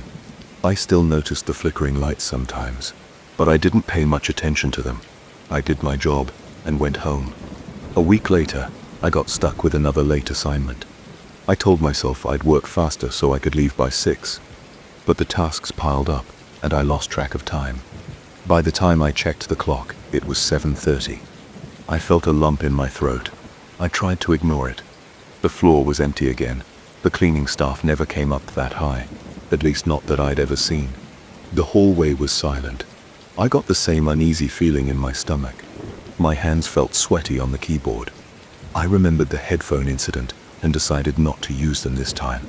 I played some low music through the computer speakers while I worked. I hoped it would keep me relaxed. Around 8:15, I heard a door slam somewhere on the floor. It echoed down the hallway. I jerked upright in my chair. I listened for footsteps, but I heard nothing. The building's temperature felt colder than usual, like the air conditioner was cranked up too high. I stood up and peeked out of my office. The corridor light was on, but the far end was dark. I didn't see anyone. My mouth felt dry. I decided to check if maybe a coworker was still around. I walked down the hallway, my shoes making a dull thud on the old carpet.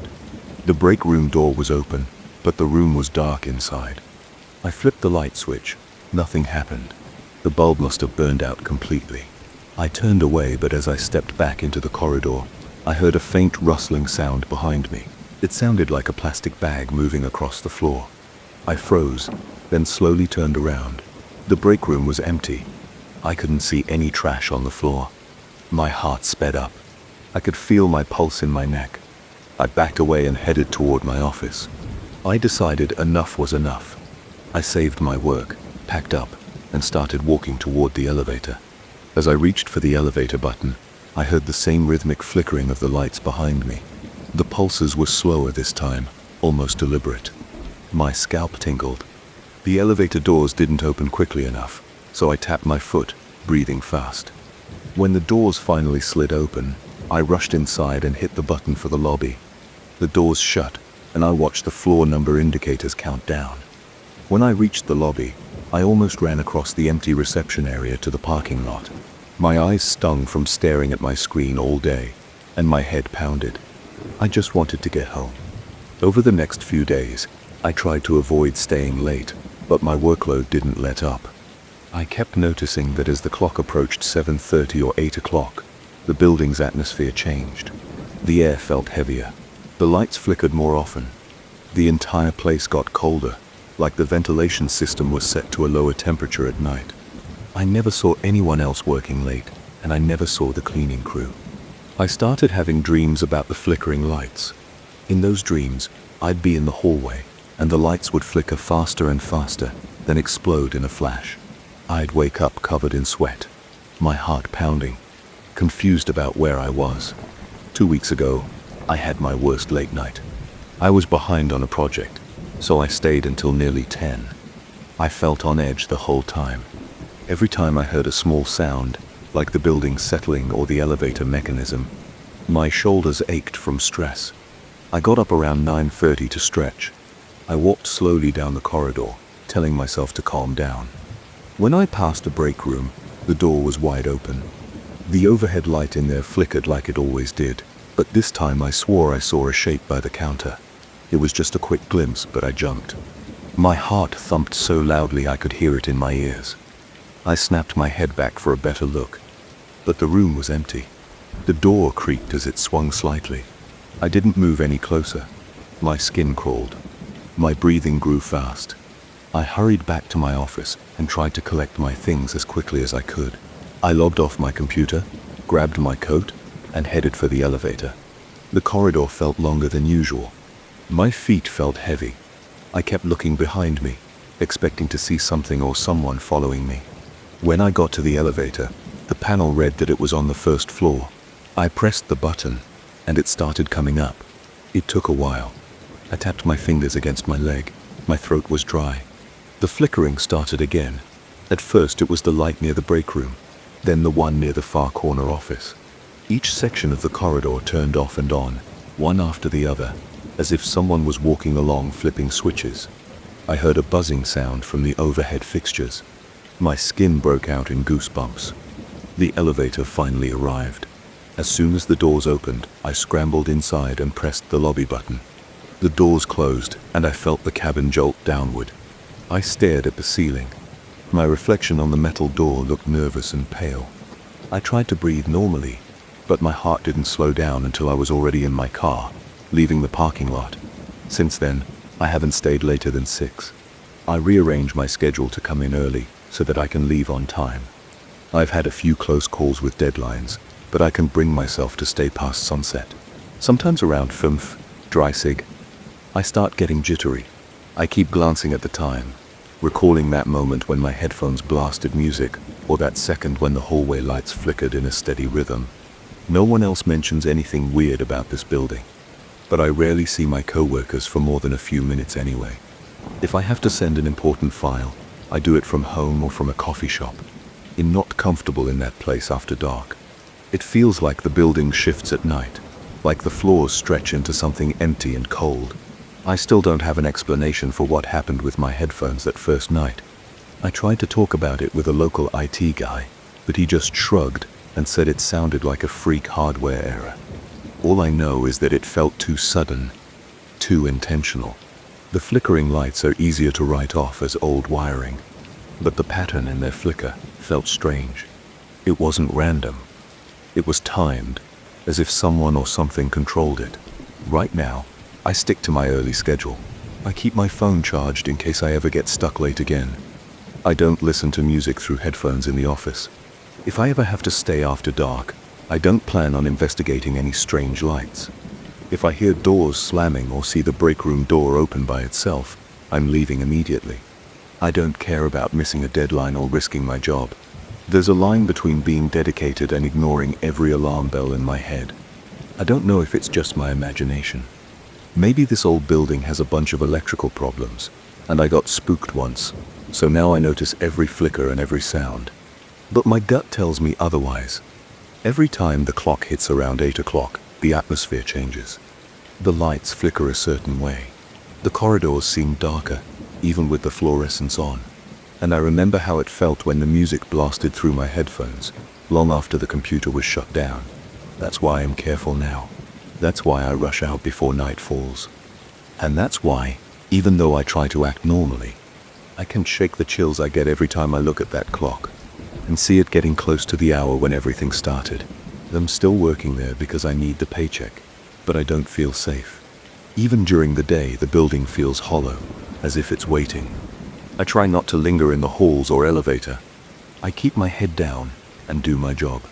Every night I leave on time, glance over my shoulder, and head straight for my car. I don't think this building is haunted in the typical sense. I've never seen a ghost. I've never heard a voice. But whatever is behind the flickering lights and sudden noise in my headphones is enough to keep me on edge. I can't forget that night, and I don't want to repeat it. So I keep my distance. I try to push it out of my mind. But every time I pass the 8th floor corridor, I remember that moment when I realized the building wakes up at night, and that memory is enough to send a shiver through me even now. I still remember the day I opened that old wooden box for the first time. I didn't think much of it at first. I just wanted to see what my grandfather had tucked away on the top shelf of his closet.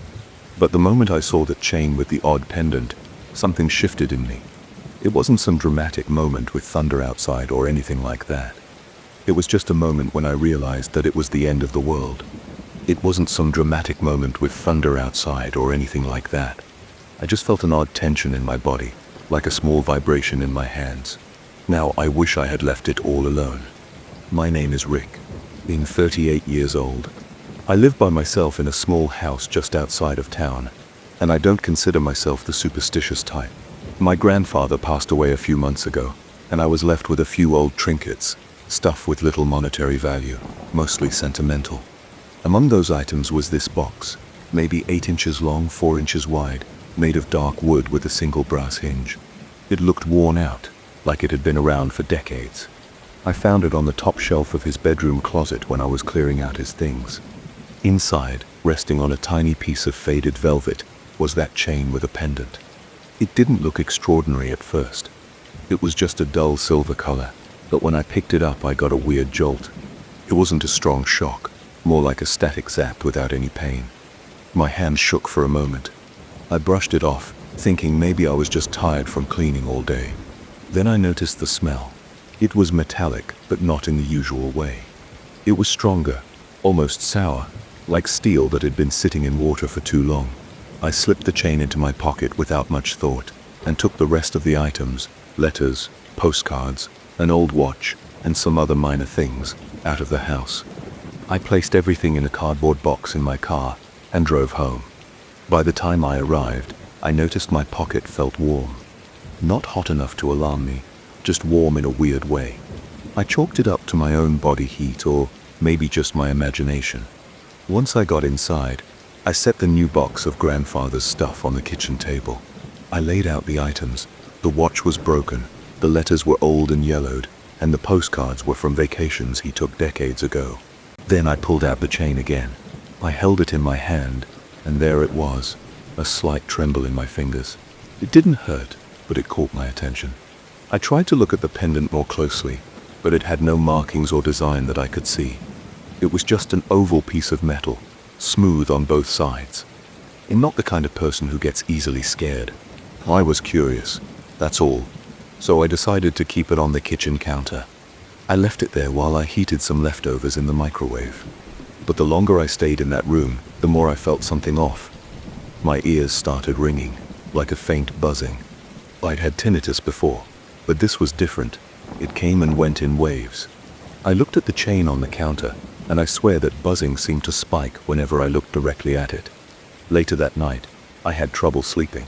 I got into bed around 11, but I tossed and turned for at least 2 hours. When I finally fell asleep, I had a nightmare. It was the first of many. In that dream, I was in my old room at my grandfather's place, searching through an empty closet. I felt an urge to find something, but I didn't know what it was. The wall started shaking, and the door slammed shut, locking me inside. I heard a scraping sound, like metal dragging across wood. I woke up drenched in sweat. When I turned on the bedside lamp, I noticed scratch marks on my left forearm. They were thin, not deep enough to bleed much, just shallow red lines. I rubbed my arm, confused. My fingernails were short, so it didn't make sense. I sat there breathing hard, feeling my heart pound. I tried to come up with a logical explanation. Maybe I scratched myself on a piece of furniture or something, but there was nothing sharp in my bed. The next morning, I felt uneasy. My arm stung a bit, and I found myself looking around my room more carefully than usual. I couldn't shake the sensation that I wasn't alone, but of course I was. I got up, showered, got dressed, and went into the kitchen. The chain was still there on the counter. That metallic smell was in the air, heavier than before. It almost made me gag when I got too close. I decided to put the chain back in its wooden box. I placed it in the box, then slid the box into a drawer in the living room. For the rest of the day, I tried to go about my usual routine. Some errands, a bit of work at my computer, and a quick run for groceries. But I felt on edge, like I had an itch in the back of my skull. My hands trembled slightly, even without touching the chain, and I still heard that faint buzzing now and then. That night, I had another nightmare. This time, I was standing in my living room, with the lights off.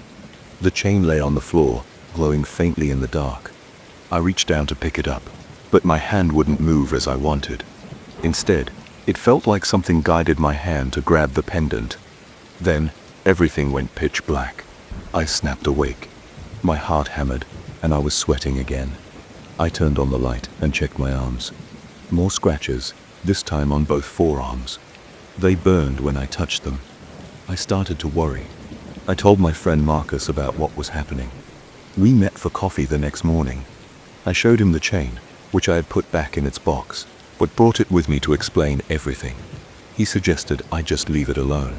He thought maybe it was messing with my head, especially given my grandfather's passing and all the stress I was under. He said, "Dude, just put that thing away. Don't wear it.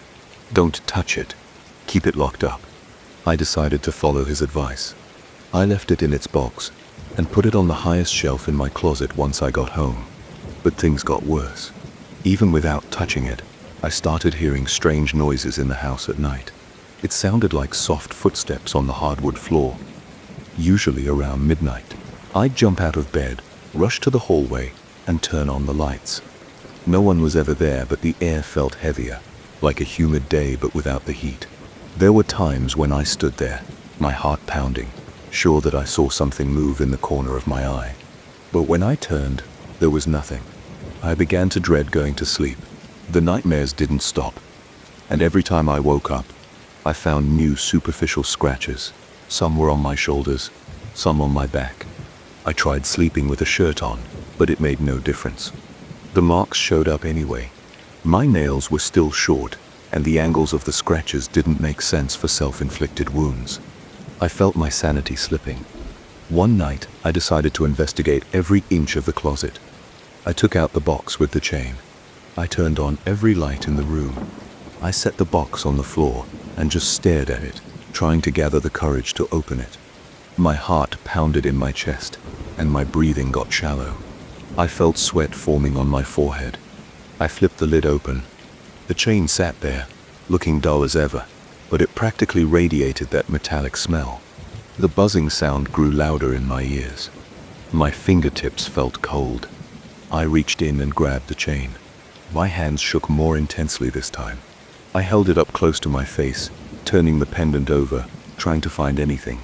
An engraving, a mark, a symbol. Nothing. The surface was smooth, completely blank, but it felt like it had a pulse, like it was alive in some twisted way. My hands felt weaker the longer I held it, so I shoved it back in the box and slammed the lid. I tried to sleep after that, but I kept hearing faint clicking noises in the closet, like metal tapping against wood. Every little sound in the house startled me. When I did drift off, I dreamed of being dragged across the hallway, unable to speak or resist. In the dream, I felt a heavy weight on my chest, pressing down, suffocating me. I woke up gasping, sweat dripping down my neck, my heart pounding so hard I thought it might burst. My arms were covered in red streaks, stinging so bad that I had to get up and rinse them under cold water. After that, I couldn't stand to keep the chain in the house anymore. I decided I would leave it somewhere else, maybe in a storage unit or at a friend's place. But every time I looked at the box, I felt an overwhelming sense of dread. My gut told me that once I took the box out of the closet, something would follow me. I don't have any logical reason for that feeling, but it was strong. It made the hair on my arms stand up. I tried to distract myself with TV, music, even some light reading. But the same pattern repeated each night. Strange footsteps, soft scraping noises, nightmares, new scratches. I stopped inviting people over because I felt embarrassed. My house looked normal during the day, but at night it turned into a place I hardly recognized. Every shadow seemed longer and darker. Every door creaked louder. I started triple-checking the locks. I even bought new cameras and installed them around the exterior, but none of that helped. One night, I texted Marcus around 2 a.m., telling him I couldn't handle it anymore. He told me to get rid of the chain permanently, but I couldn't bring myself to throw it in the trash or bury it somewhere. It belonged to my grandfather, and despite everything, I felt weirdly guilty about discarding it. I decided maybe I could store it at Marcus' place. He was a close friend, but he lived about an hour away. That evening, I packed the chain in the wooden box and wrapped the box in an old towel. I put it in a paper bag and loaded it into my car. My plan was to drive to Marcus' house first thing the next morning, but that night I barely slept. I kept the bedroom door locked, but around midnight, I heard knocking on the walls. It started in the living room, then moved to the hallway, then right outside my bedroom. It wasn't loud, but it was steady. I clenched my fists, sweat gathering on my palms. My heart beat so hard that I felt lightheaded. I stayed awake until dawn, sitting in bed with a baseball bat in my hands, facing the door. The knocking stopped around 3 a.m. After sunrise, I felt some relief. I got dressed, grabbed my keys, and headed for the car. When I opened the trunk, the paper bag was torn. The towel was half on the floor. The wooden box was still there, but the lid was ajar. I felt a jolt in my stomach. My hands shook as I checked inside. The chain was tangled as if someone had yanked on it. I didn't see any sign of a break-in, and I couldn't figure out how the bag got ripped or how the box opened on its own. I wrapped it all up again, slammed the trunk shut, and drove straight to Marcus' place. The hallway there, I had the same ear-buzzing feeling, like pressure building. My mouth felt dry, and I kept glancing in the rearview mirror, half expecting to see something in the back seat. When I finally got to Marcus' house, he opened the door and saw the state I was in, pale, shaky, eyes bloodshot. I dropped the box on his coffee table and said, "I can keep this in my house anymore." He nodded, though he looked uneasy. We checked the chain again, but it looked the same as always, blank and dull. The smell was intense though, and Marcus even recoiled when he got too close. We sealed the box with packing tape and stuffed it in an old chest he had in his garage. I stayed at his place that night, It was the first full night of sleep I'd had in weeks. No footsteps, no knocking, no nightmares, no scratches. The next morning, I felt like a new person, though I was still jittery. I told Marcus I'd come back in a few days to see how things were going. So far, I haven't had any more nightmares or unexplained scratches, but I can't shake the feeling that whatever was in that chain isn't done with me. Sometimes I wake up in the middle of the night at home, sure that I hear that faint metal scraping, but it fades when I fully awaken. Maybe it's just my imagination, maybe not. All I know is that I can't handle having that thing near me again. If it stays taped up in that chest and I don't have to deal with the nightmares anymore, maybe you'll finally get some peace. But every now and then, in the quiet moments, my hands still tremble and my ears still buzz, and I can't help thinking about that warm spot in my pocket, the first time I brought the chain home. I wonder what it really was, and I wonder if one day you'll hear that same knocking outside my bedroom door again. I still remember the first time I saw the old military warehouse. It was a blocky grey building near a deserted road outside town. The chain link fence around it had gaps, and the main gate hung on one hinge. I noticed broken windows, rusted doors, and tall grass growing through cracks in the pavement. Something about it pulled me in right away. I couldn't ignore the urge to see what was inside, no matter how rundown it looked. I told my friend Mark about it, and we decided to check it out that same week. On a late afternoon, we drove my small car to the edge of the property. I parked behind some bushes so no one would notice us. The air felt heavy with humidity, and the sky was a dull grey. I heard crickets even though it wasn't dark yet, and each chirp made me feel more aware of my surroundings. The fence was easy to climb, and after a few minutes, we stood near the main door of the warehouse.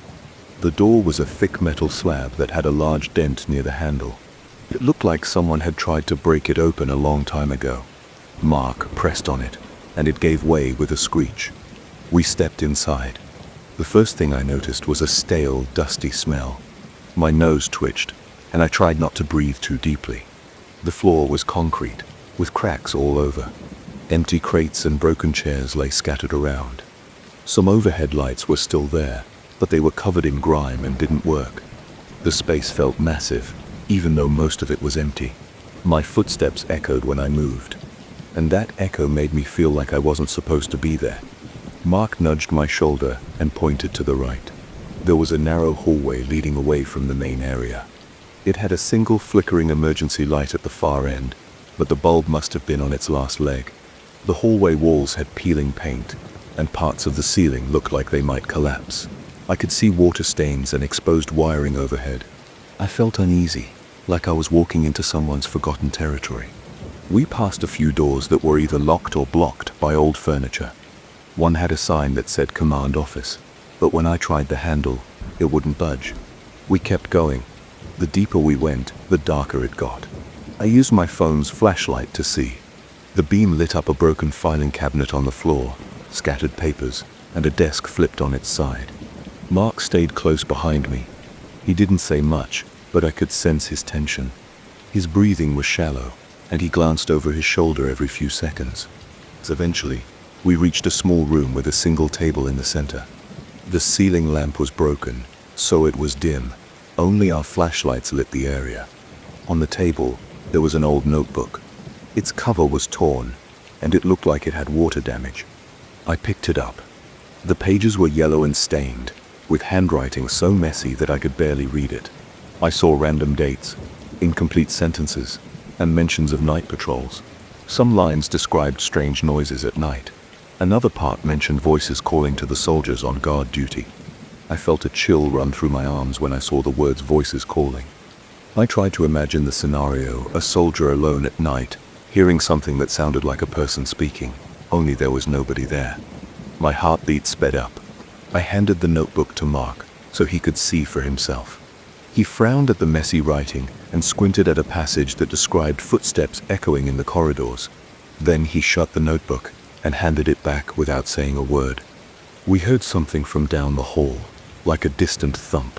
It sounded like a door closing, but it came in a slow repeating pattern. I snapped my head up.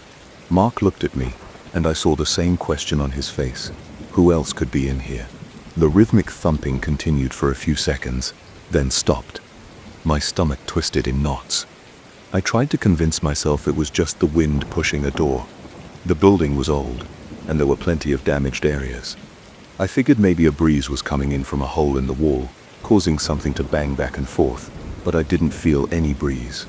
The air was still and stuffy. I put the notebook in my backpack and gestured for Mark to follow me. We walked toward the direction of the sound, our footsteps slow and careful. My palms were sweaty, and I kept my phone's flashlight aimed ahead of us. The corridor opened into another large section of the warehouse. This one had an assortment of metal cabinets, lockers and shelves pushed against the walls. Some lockers were dented or rusted, and a few had doors hanging off their hinges. The place smelled like old metal and damp concrete. Our flashlights caught drifting particles of dust floating in the air. We checked a few of the lockers out of curiosity. Most were empty. One had a stack of moldy papers. Another had a single boot that looked torn and covered in dust. I heard a faint dripping sound somewhere, like water leaking through the roof. I felt my shoulders tense up with every step, worried that we might see a rat or something worse. But there was nothing. No sign of life at all, just musty air and decaying furniture. Suddenly, one of the locker doors swung open. It made a harsh screech that echoed in the empty space. I jumped back, almost dropping my phone. Mark let out a sharp gasp. The door just stood there wide open. There was no draft, no wind, no movement in the air, but the locker door had swung open on its own. My heart pounded in my ears. I clenched my flashlight so hard, my hand started to cramp. I quickly stepped forward and slammed the locker shut. The door banged closed with a loud clang, and I felt the vibration in my arm. I didn't want to stand there any longer. Mark and I exchanged one terrified glance, and we both knew we needed to leave. We walked fast, retracing our steps toward the main entrance. My mind raced with questions I couldn't answer. I kept thinking about the notebook. Those lines about voices wouldn't leave my head. We got out of the warehouse and stumbled into the open air. I breathed in as deeply as I could, even though the air still felt humid and heavy. We ran back to my car without saying anything. Once we were inside, Mark exhaled loudly and muttered something about never going back. I nodded, turned the key, and drove out of there. My hands shook on the steering wheel until we reached the main road. That night I couldn't sleep well. My body felt restless, and my thoughts kept drifting back to the sound of that locker door and the strange pounding noise. I thought I heard faint murmurs in my bedroom, but I tried to convince myself it was just my imagination. Around 3 a.m., I finally dozed off. My dreams were chaotic. I saw long corridors that looked like the warehouse hallways. I heard voices echoing my name. I jolted awake with sweat running down my forehead. My t-shirt clung to my skin, and my chest rose and fell with each shallow breath. The next morning, I felt groggy. My mind was cloudy. I sent Mark a text to see how he was doing. He wrote back that he was fine, but hadn't slept much either. I didn't mention my nightmares. Instead, I just said I was glad we got out before anything worse happened. I spent most of the day trying to push the whole experience out of my mind. But every time I closed my eyes, I saw that rusted locker door swinging open. My neck tensed, and my stomach turned. I tried to watch some TV to distract myself, but I kept replaying the events in my head. The second night after our visit was worse. I had another dream where I wandered the same corridors alone. My flashlight flickered, and I heard the rhythmic banging sound echoing in the distance.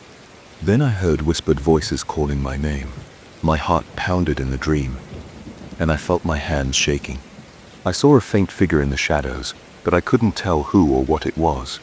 When I woke up, I was drenched in sweat again. I threw my covers aside and sat on the edge of my bed, breathing hard and trying to calm down. The following days, I started to feel jumpy and distracted. At work, I made mistakes I never used to make. My boss asked if something was wrong. I just said I hadn't been sleeping well. I didn't want to explain the whole warehouse story. I figured nobody would believe me anyway. Mark and I talked a few times, and he said he was also getting weird vibes, like he'd turn off a light in his house and hear a faint click in another room. He told me he felt like the building was stuck in his head.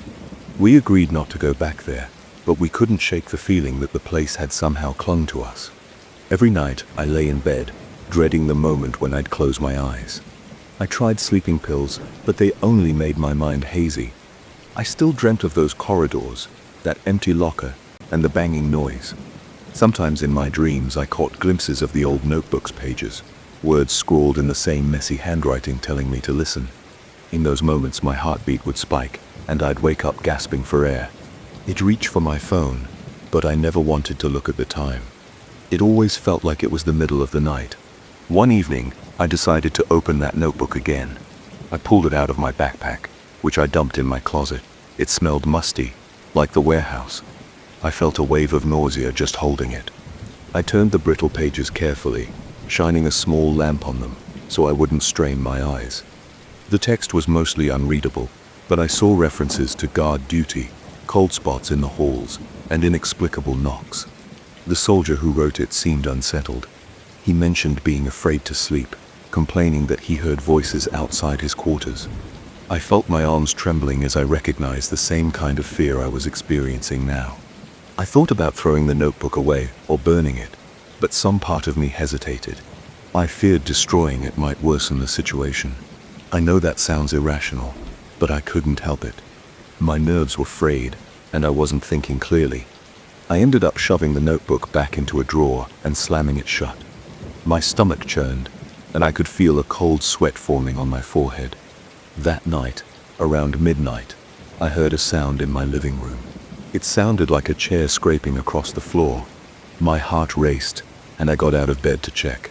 I flicked on every light as I walked through my small apartment. Everything looked normal. No chairs had moved. Nothing was out of place.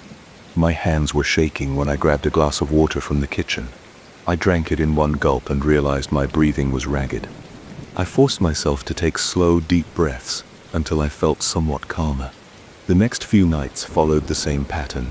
Nightmares, strange noises, a constant feeling of unease. I'd jolt awake with the sensation that someone was standing over me or whispering in my ear. I checked my bedroom door, the corners of the room, the hallway, and found nothing. I tried to tell myself it was all in my head. I tried playing music or leaving a TV on for background noise, but that only made me more aware of every sound. After a week of this, I called Mark and asked if he was experiencing the same thing. He admitted he was still feeling on edge, but insisted that the worst of it seemed to be behind him. He told me to relax, and that maybe my mind was more sensitive to the place than his. I got mad at him for dismissing how intense it felt. He apologized, but didn't know what else to say. I started considering going back to the warehouse just to see if there was something I could set right or figure out. The idea of returning made my stomach turn, but I was desperate. I thought maybe I could uncover more about the place, why it got abandoned, who wrote that notebook, and what was causing the weird experiences. But every time I pictured myself stepping into that dark corridor, I felt a sudden spike of panic. My mouth went dry and my heartbeat raced. One night I dreamed again about the locker opening by itself. In the dream I stood there, frozen, while the door swung outward with a deafening squeal. I felt like I was suffocating. Then a voice whispered my name right behind my ear. I spun around and woke up drenched in sweat. My throat was dry, and my pillow felt soaked. I grabbed my phone and realized I was shaking so badly I could barely hold it. I looked around my dark bedroom. The silence pressed on my ears. My heart thudded. I noticed my closet door was slightly open, even though I always shut it. I told myself it was nothing. I walked over, closed it, and locked it. I stood there in the darkness for a moment, feeling my skin prickling. Then, I climbed back into bed, unsure if I could sleep. I'm still stuck with these nightmares. Every time I close my eyes, that place returns to me. I see the dust-covered halls, rusted lockers, and faint light from my phone scanning across the walls. I hear that banging noise echoing in my mind, like a distant reminder of something I can escape. My body jolts awake again and again, my heart pounding so hard it hurts. I've considered seeing a therapist, but I'm afraid they'll think I'm making it up or overreacting. I can shake the feeling that something latched onto me that day in the warehouse. I don't know what it is. I don't have any proof, aside from the nightmares and notes in that old notebook. There are no bruises on my skin, no actual injuries, no direct signs. Yet the fear is real, a clench in my stomach, a wave of nausea, a rush of adrenaline whenever I remember the screech of metal doors opening by themselves. I keep telling myself it'll pass if I just wait, but it's been a while, and the dreams haven't stopped. They come in waves, leaving me drained and sweaty. During the day, I fight the urge to look over my shoulder or check my closet. At night, I do everything possible to fall asleep, but nothing works for long. I lie there, my mind drifting back to that abandoned military warehouse, wondering if there's more hidden inside those walls. Every little sound in my apartment makes my heartbeat jump. Every small draft of air against my neck sets me on edge. Mark doesn't want to talk about it much anymore. He says he's moved on, and maybe he has. But for me, those few hours inside that building changed something. I still picture the old desks covered in dust, the corridors stretching out into darkness, and the broken windows letting in that gloomy light. I can't forget how the locker door swung open by itself, how the screech filled my ears, and how a chill ran down my spine in that moment. It all felt so physical, so immediate, and so impossible to dismiss. I don't know what happens next, but I can keep living with these sleepless nights. Part of me wonders if I should go back and face it, maybe close whatever door I opened. Another part of me wants to pretend it never happened, to toss the notebook in the trash and move on. Neither option gives me any sense of relief.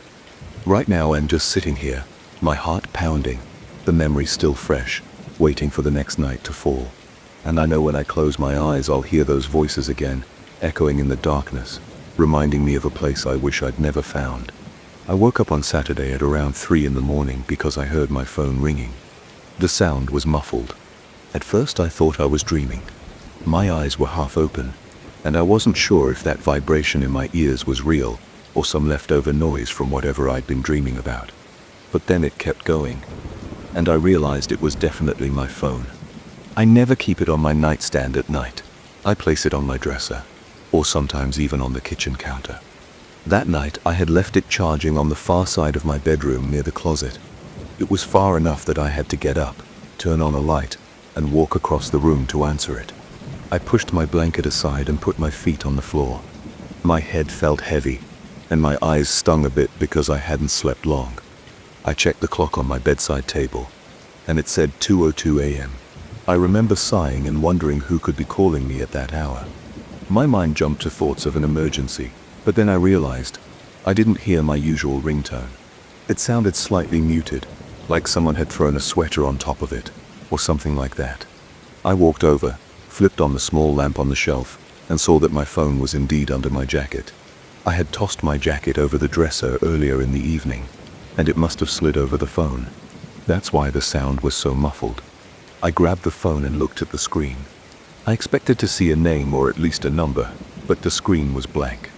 It only showed the usual icons for battery and signal strength. The phone was definitely ringing though. I could see the call notification in the corner, but where the caller ID would normally be, there was nothing. I answered it anyway, thinking maybe it was some glitch or an unknown caller. I said hello, but I didn't hear anyone speak. There was only a light static sound. It reminded me of the faint hiss you get when you tune an old radio. I felt a tingle at the back of my neck. I said hello a second time, still no response. I cleared my throat and said, "Is someone there?" The static continued for maybe 4 or 5 seconds before cutting out. Then, the line went silent. I said hello once more, and the call ended on its own. I stood there in my bedroom, phone in hand, my heartbeat picking up speed. I told myself it was probably a wrong number. Maybe someone had dialed me by accident. I stared at the screen. The call ended at 3:04 a.m. I checked the call log, but there was nothing new. No record of an incoming call. That's when I felt a knot in my stomach. My phone wasn't showing me any missed calls or received calls. It was completely blank, as if nobody had phoned me at all. I shook my head and figured it was a glitch. Phones sometimes do that. Maybe the system froze. I put the phone on the dresser and returned to bed. I tried to calm down, but my mind wouldn't settle right away. My bed felt cold when I climbed back in, and I lay there with my eyes open for a while. I didn't sense any immediate danger, but I had that prickly feeling you get when you think you've heard or seen something that doesn't make sense. After about 15 minutes, I closed my eyes, forced myself to breathe slowly, and eventually drifted off again. I woke up around 9 in the morning. Sunlight was sneaking through the blinds, and I felt more rested, though a bit off. The events of the night before came back to me right away. I sat up, reached for my phone on the dresser, and saw one new voicemail notification. It showed a time of 3:04 a.m., the exact minute the phone call ended. I stared at the screen for a moment. The phone showed a blank number for the voicemail. There was no contact listed, just a dash where the caller ID should be. I felt uneasy right away. My chest tightened, and I started tapping the screen to access the voicemail. I pressed play and put the phone to my ear. I expected to hear that same static, or maybe a bunch of silence. Instead, I heard someone whisper my name. It was faint and distorted, like the speaker was too close to the microphone, or something was interfering with the audio. I couldn't recognize the voice. It didn't sound like anyone I knew. It said my name twice, slow and garbled. Then there was this odd metallic hum in the background. I blinked a few times and felt a rush of adrenaline. The voice continued in a low murmur, repeating something I couldn't understand.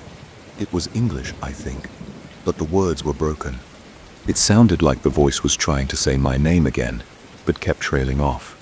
My heartbeat was fast, and I got goosebumps on my arms. Then the message cut off suddenly, with no beep, no click, nothing, just an abrupt end. I stood there in my bedroom, phone in hand, trying to figure out what just happened. I glanced at my call log again. There was no number, no call entry, no record except for the voicemail icon on my screen. I checked the details of the voicemail, but the phone only showed that it was received at 3:04 a.m., and the duration was 10 seconds. No actual number was listed. My mouth was dry, and my hands felt a bit clammy. I kept thinking it had to be some prank call. Maybe a friend messing with me, but nobody I knew would do something like that. They'd at least say something more obvious, or maybe just laugh. This voice sounded off, like a person speaking through a fan or a broken microphone.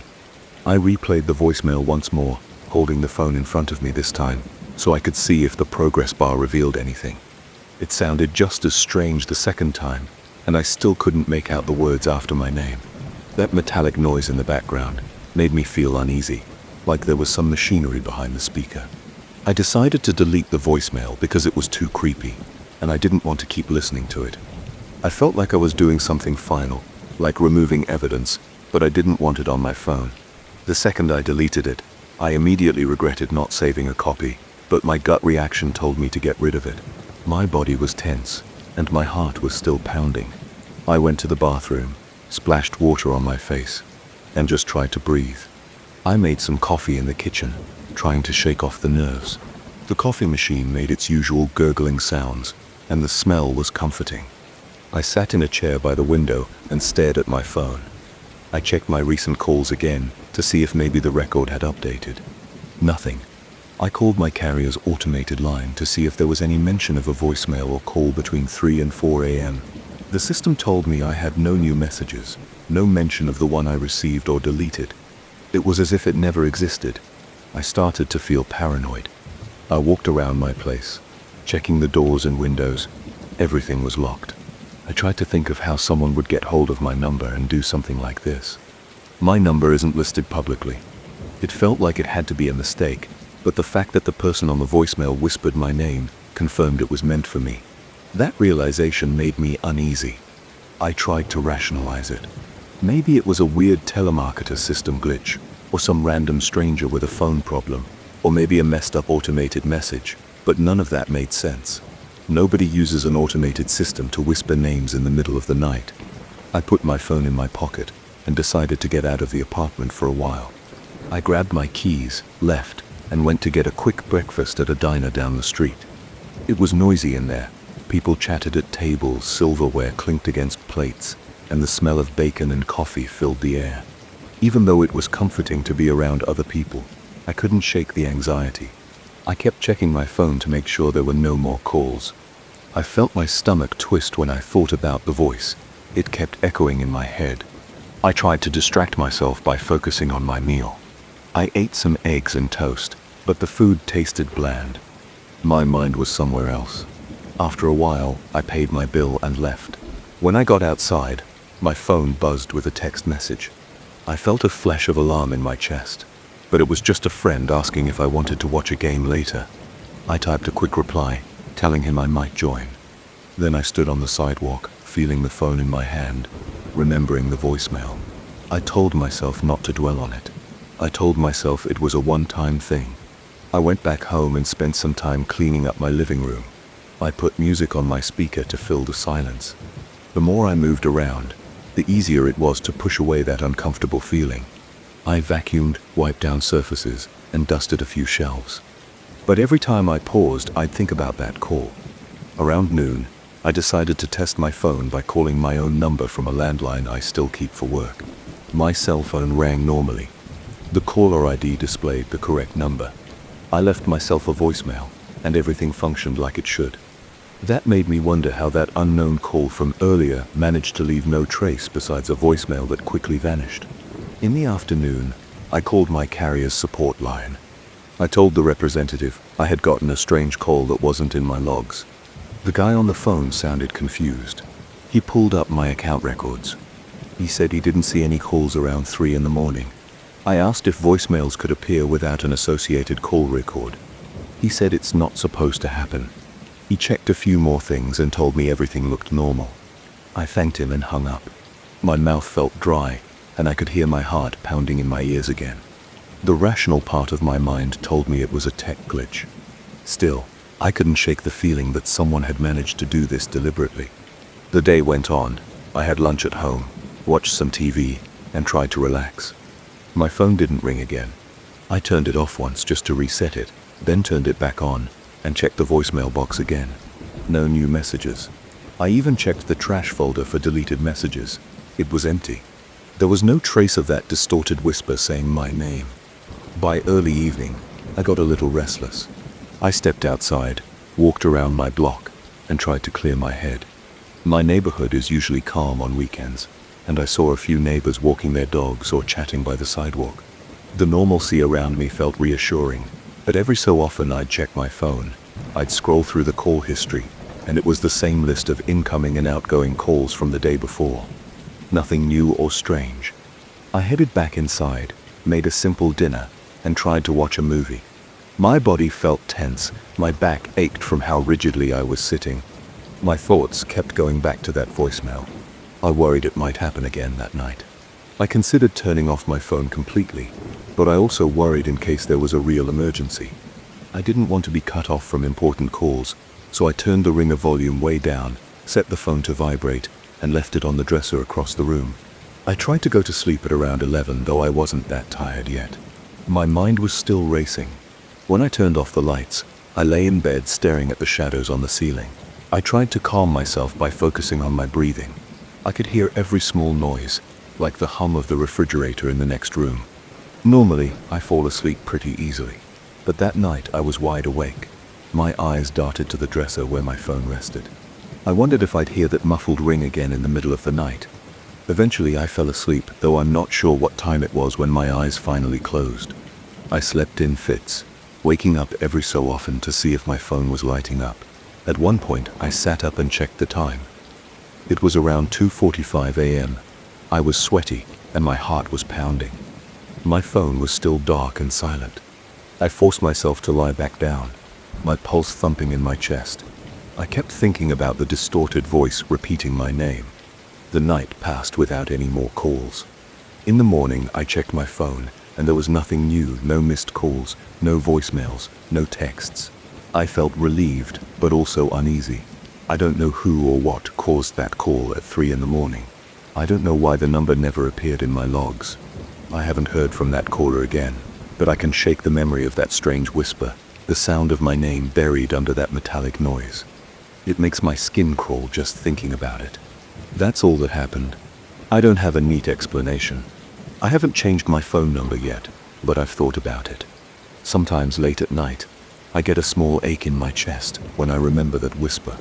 I haven't told many people the full story because it feels absurd, but I know what I heard. The voicemail was real, even though there's no record of it now, and I have no idea if it'll ever happen again.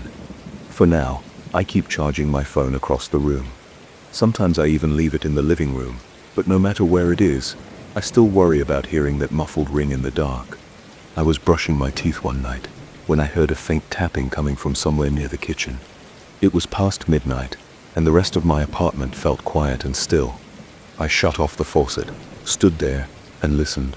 My heart rate picked up right away. It wasn't a loud knock, just a tiny sound, like something brushing against glass. I dried my hands on a towel and walked toward the kitchen, making sure I moved slowly so I could pick up any other noises. At first I thought it might be the wind outside, but the air was calm. I walked around the small table, stepped toward the glass door that leads to my little outdoor area, and stared at my own reflection. There was nothing strange at that moment, just my face in the glass, a dim reflection from the overhead light. Still, something about that tapping stayed with me. I grabbed a glass of water and went back to the bathroom, trying not to think about it. But the sound bothered me enough that I had trouble sleeping. The next night, I stayed up late again. I was watching some random videos on my phone and realized it was almost 1 in the morning. I felt thirsty, so I got out of bed and headed for the kitchen. The hallway was dark. I noticed I had left the kitchen light on. I stepped inside, flipped on the faucet, and let the water run for a second. My apartment can be kind of warm at night, so I liked the water chilled. As I raised my glass to drink, I glanced at the glass door on my right. It was closed, but I saw a faint reflection of myself. I had the distinct feeling that something was off, like the reflection was slower than me or slightly distorted. I took a few steps closer. The overhead light in the kitchen was bright enough to illuminate my shape, but the corridor behind me was dark, so the glass almost acted like a mirror. I leaned in and peered at my reflection. Then, I saw another shape behind me. It was just a vague outline, like the silhouette of a person standing a foot or so back from me. My stomach sank. I froze. My hand tightened on the glass of water, and I felt cold sweat forming on my forehead. I couldn't move. Part of me wanted to spin around, but I was terrified I'd see someone I didn't recognize, or worse, someone who shouldn't be there at all. The shape in the reflection looked tall, maybe as tall as me, but with a slightly hunched posture, like it was leaning forward. My breath became shallow, and I could feel my heartbeat pounding in my ears. I stared at the glass for what felt like a full minute. Then the silhouette moved a little, as if shifting weight from one foot to the other. I felt my spine tingle. I whipped around with my arms up, nearly dropping my glass. But the kitchen was empty. The corridor was empty. There was no one there. My hands were shaking and my teeth were clenched so tight that my jaw ached. I tried to calm down. I told myself I was seeing things, maybe just a trick of the light or some reflection from outside, but I couldn't shake the sense of dread that filled me at that moment. I walked to my bedroom, locked the door behind me, and lay in bed for hours, eyes wide open, listening to every little creak and groan my apartment made. The following day, I forced myself to go about my regular routine. I woke up, took a shower, ate breakfast, and went to work. I didn't tell anyone about what I thought I saw. I even tried convincing myself it was just my imagination playing games with me because I was exhausted. Maybe my mind was drifting, and that's all it was. But deep down, I knew something didn't feel right. My thoughts kept drifting back to that reflection, and how clearly I had seen a shape behind me. I remember the slight motion it made, and how real it looked. The day dragged on. I tried to focus on my tasks, but I kept picturing that shape in the glass door. That night, I decided I would leave the kitchen light on and turn off the corridor light before going to bed. My plan was to avoid looking directly at the glass door. I figured if the kitchen stayed lit, then the glass wouldn't reflect the interior as strongly, or maybe it would be so bright that I wouldn't catch any weird shapes. It wasn't a perfect plan, but I was desperate to avoid the fear I had felt the night before. I stuck to my routine. I watched a bit of TV, scrolled on my phone, and tried not to think about the reflection. When I finally got up to grab a glass of water, I walked quickly. I kept my eyes on the sink the entire time, refusing to look at the door. I turned on the faucet, filled my glass, and drank. My body still felt tense, and I noticed my fingertips tingling. I heard no odd sounds, and I didn't see anything in my peripheral vision. Still, I rushed out of the kitchen, switched off the lights, and went to my bedroom. My heart was racing again, even though nothing happened. The next few nights went more or less the same. I tried to keep things bright in the kitchen, so I wouldn't see the reflection so clearly. I also started skipping my late-night water runs, choosing to drink a bunch of water before bed so I wouldn't wake up thirsty. But sometimes I'd still get up around 2 a.m. because I felt the urge to drink something. On one of those nights, I forgot to leave the kitchen light on. The living room lamp was on instead, and that was enough to cast my reflection in the glass door once more. As I approached the sink, I heard a tiny squeak. It might have been the pipes or the fridge turning on, but my body reacted with a jolt of fear. My hands clenched and my shoulders tensed. I tried telling myself that I was just paranoid because of the previous incident. That's when I dared to glance at the door again. I could see my torso and part of my face. No one else was in the reflection. I exhaled a sigh of relief and turned on the faucet. I let the water flow, then looked back at the door. That's when I saw it again. The same silhouette standing just a few inches behind me, with its head tilted as though it were looking at my neck. My legs felt weak, and my throat went dry. I couldn't breathe. I turned around, and once again, there was nobody there. This time the sight was so vivid that my eyes started watering. I stood there panting for a few seconds. My entire body trembled, and the hair on the back of my neck stood up. I whispered some curses under my breath and stumbled to my bedroom. I locked the door, jumped into bed, and tossed and turned for the rest of the night, drenched in sweat. Over the next few days, I thought about sleeping on my couch, just to see if that would help me avoid the anxiety. But the couch is too close to the kitchen, and I felt like I'd be lying there, staring into that dark area. Sometimes I considered covering the glass door with a sheet or some foil, but I kept forgetting to buy anything to cover it properly. I have a small curtain there, but it's thin, and it doesn't block reflections at all. I found myself tiptoeing around my own apartment at night, like I was afraid of making too much noise. I started hearing random clicks and pops from the walls and floors, and every time I jumped or flinched, I told myself, this is ridiculous. I'm letting my imagination get the best of me. One evening, I decided to face my fear head on. Around 10 o'clock, I went to the kitchen, turned off all the lights, and stood in front of the glass door with a small flashlight in my hand. I wanted to see if I could figure out any logical explanation for the silhouette. I pointed the flashlight at different angles to see if maybe a coat hanging somewhere or a shadow of a chair could create a weird outline. But everything looked ordinary. My reflection was faint in the darkness, but I didn't see any shape behind me. I stayed there for a few minutes, focusing on my breathing. I heard the hum of the refrigerator, the faint buzz of a street lamp outside, and the rustle of leaves in the night breeze. No silhouette, no movement, just me in my apartment, trying to act brave. After a while, I turned the lights back on and felt a bit calmer. I made a snack, watched some late-night TV, and went to bed. I woke up in the middle of the night, again feeling thirsty. I nearly convinced myself to go back to sleep without drinking water, but I couldn't. My throat felt parched, and I was getting a headache. I tried to push away the unease in my gut. I stepped out into the hallway, flicked on the kitchen light, and approached the sink. I kept my eyes down, avoiding the door. But halfway through filling my glass, I heard a slight scraping sound. It was brief, like a footstep on tile right behind me. My pulse skyrocketed. I started sweating immediately. My knees felt weak. I forced myself to turn around slowly. Nothing. The corridor was empty, just like always. My heart thumped so hard that I felt it in my temples.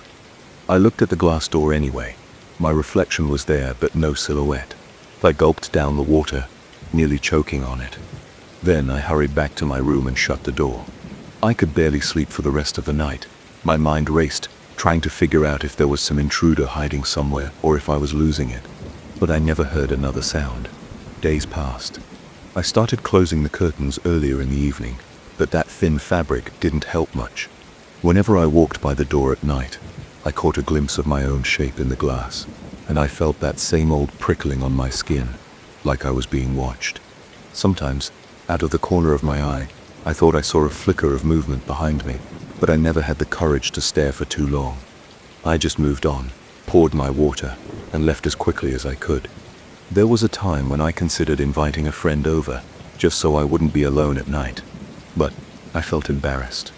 What would I say? Hey, can you come over? Because I think I see a shadow in my reflection sometimes. It sounded absurd. I'm not the kind of person who usually spooks easily. I don't watch horror movies much. I prefer comedic shows and stuff that relaxes me. But this was different. This felt personal. I started double-checking my door locks, testing the windows, making sure there weren't any gaps someone could crawl through. Everything looked secure. One afternoon, I walked outside to my little area behind the apartment. I usually keep a couple of plants there. I wanted to see if maybe something out there could be reflecting light in a strange way. I looked around, just my 2 potted plants, a small grill I never use, and a broom in the corner. I walked up to the glass door from the outside, peered in. I saw the kitchen from that vantage point. The chairs, the table, the sink. Nothing strange. No bizarre angles.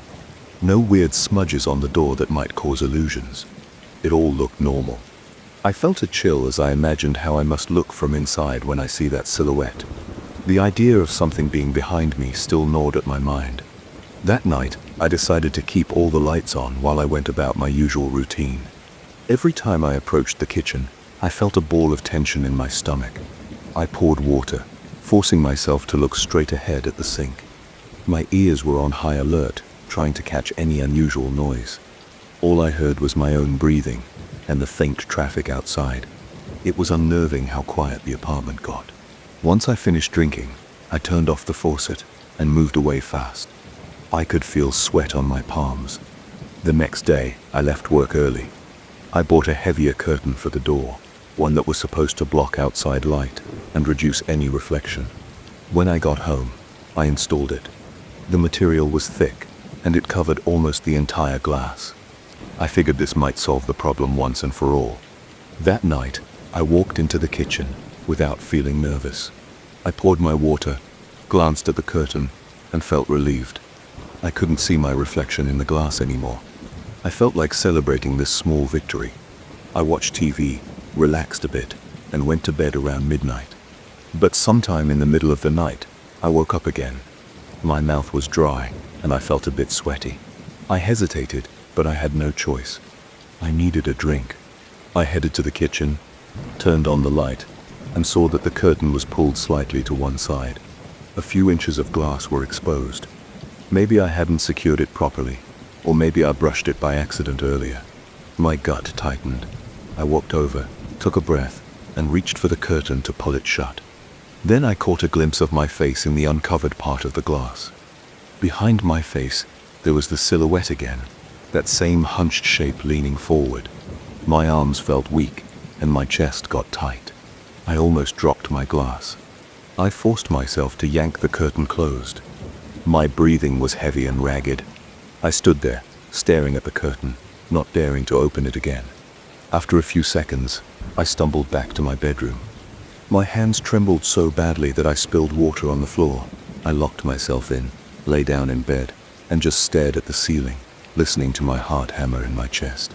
I felt a bit dizzy, and my shirt stuck to my skin from sweat. The rest of the night was a blur of anxious thoughts and restless tossing.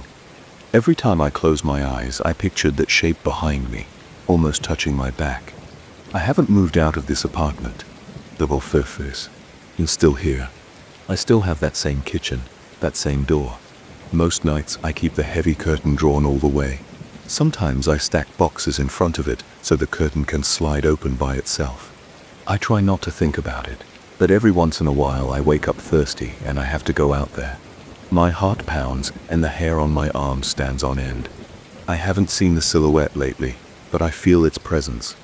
It's like an unspoken presence behind that curtain. I don't tell anyone about it.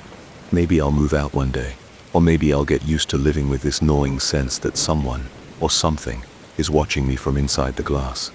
For now, I do what I can to ignore it, and carry on.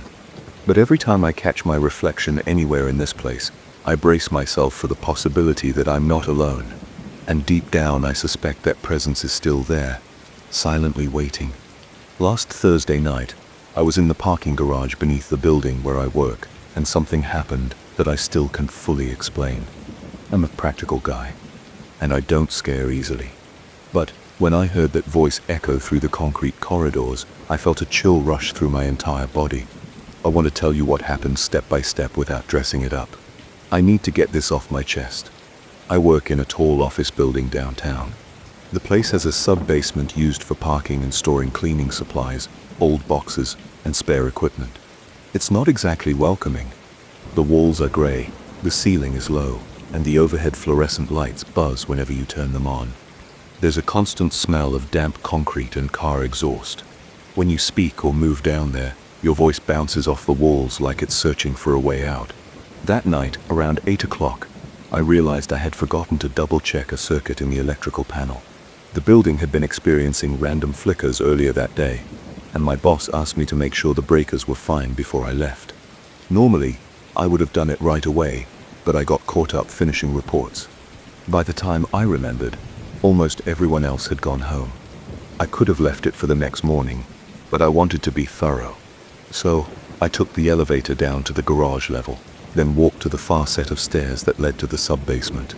I had my car parked there too, so I figured I'd grab something from the trunk on my way back up. I stepped into the sub-basement, and the lights were already on.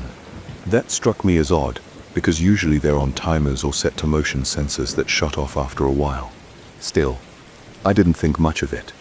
I headed over to my car first, unlocked the driver's side door, and reached in to grab my phone charger.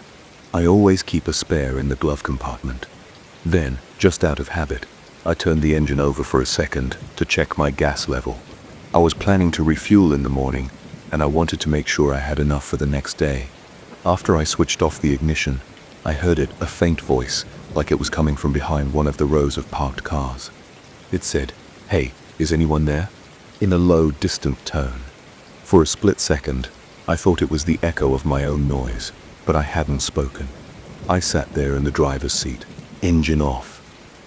The overhead light in the car shone on my hands. My heart skipped a beat, and I remember thinking, did I just imagine that?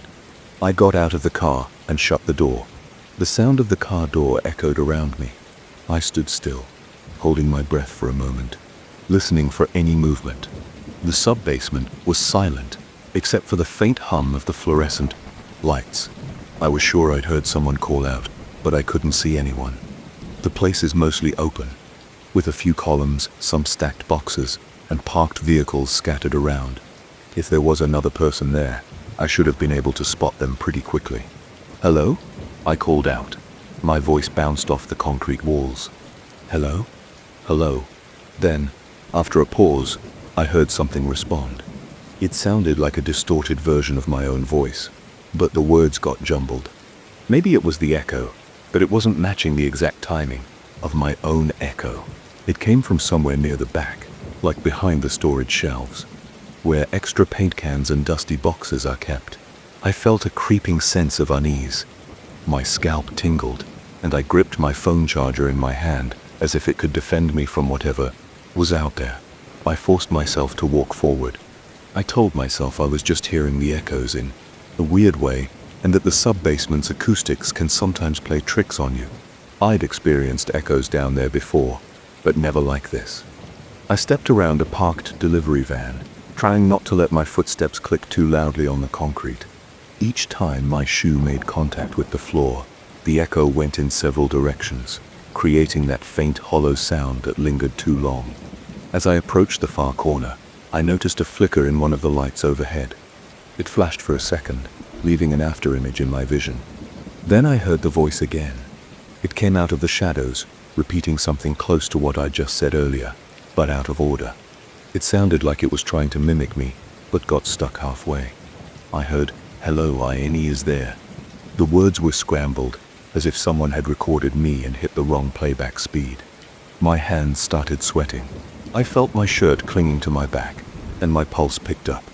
I looked around, trying to see if maybe there was a speaker or some old equipment that could be causing these sounds. The sub-basement has old pipes and an outdated intercom system that nobody uses anymore. For a moment, I wondered if the system had gotten stuck or malfunctioned, but I couldn't see any speaker that would create a sound that clear. I walked up to the chain link fence that separates the parked cars from the maintenance supply area. Beyond the fence, there's a small corridor leading to the locked storage room. I didn't see any movement. Everything was still. I listened carefully, holding my breath. All I heard was the buzz of electricity. Then I spoke again. "Is somebody here?" "Hello?" "No." The echo came back. "Somebody. Here. Hello?" But after a second, I heard an extra voice layered on top. Faint, but definitely there, almost stumbling over the same words. It felt like the walls were closing in on me. The place smelled damp and stale, and my nostrils flared as I tried to stay calm.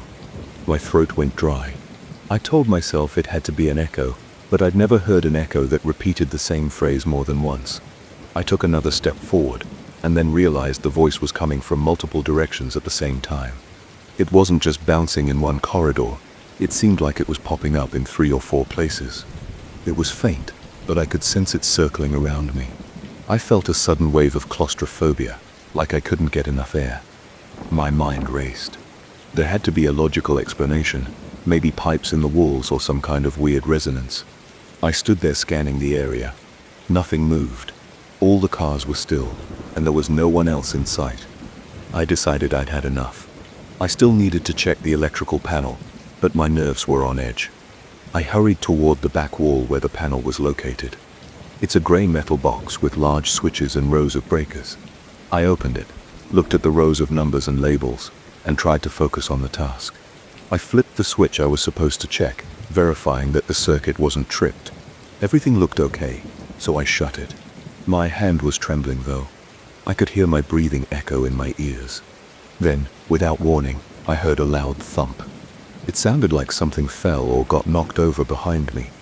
I spun around and stared into the rows of parked cars. The noise echoed, then died out. I squinted and saw a stack of folded chairs leaning against a shelf. One of them was rocking slightly, as if it had just been bumped. I didn't see anyone around it though. My heart pounded. I whispered, "What the hell?" And then the echo picked it up. Hell. Hell. But I also heard a warped version, heel. It was slight, but it made the hair on my arms stand up. I couldn't handle it anymore. I slammed the electrical panel shut, possibly leaving some switches the way they shouldn't be. I figured I could fix it tomorrow. I needed to get out of there. I retraced my steps, moving faster now, practically jogging across the concrete floor. My shoes squeaked, and I heard the squeaks echo back.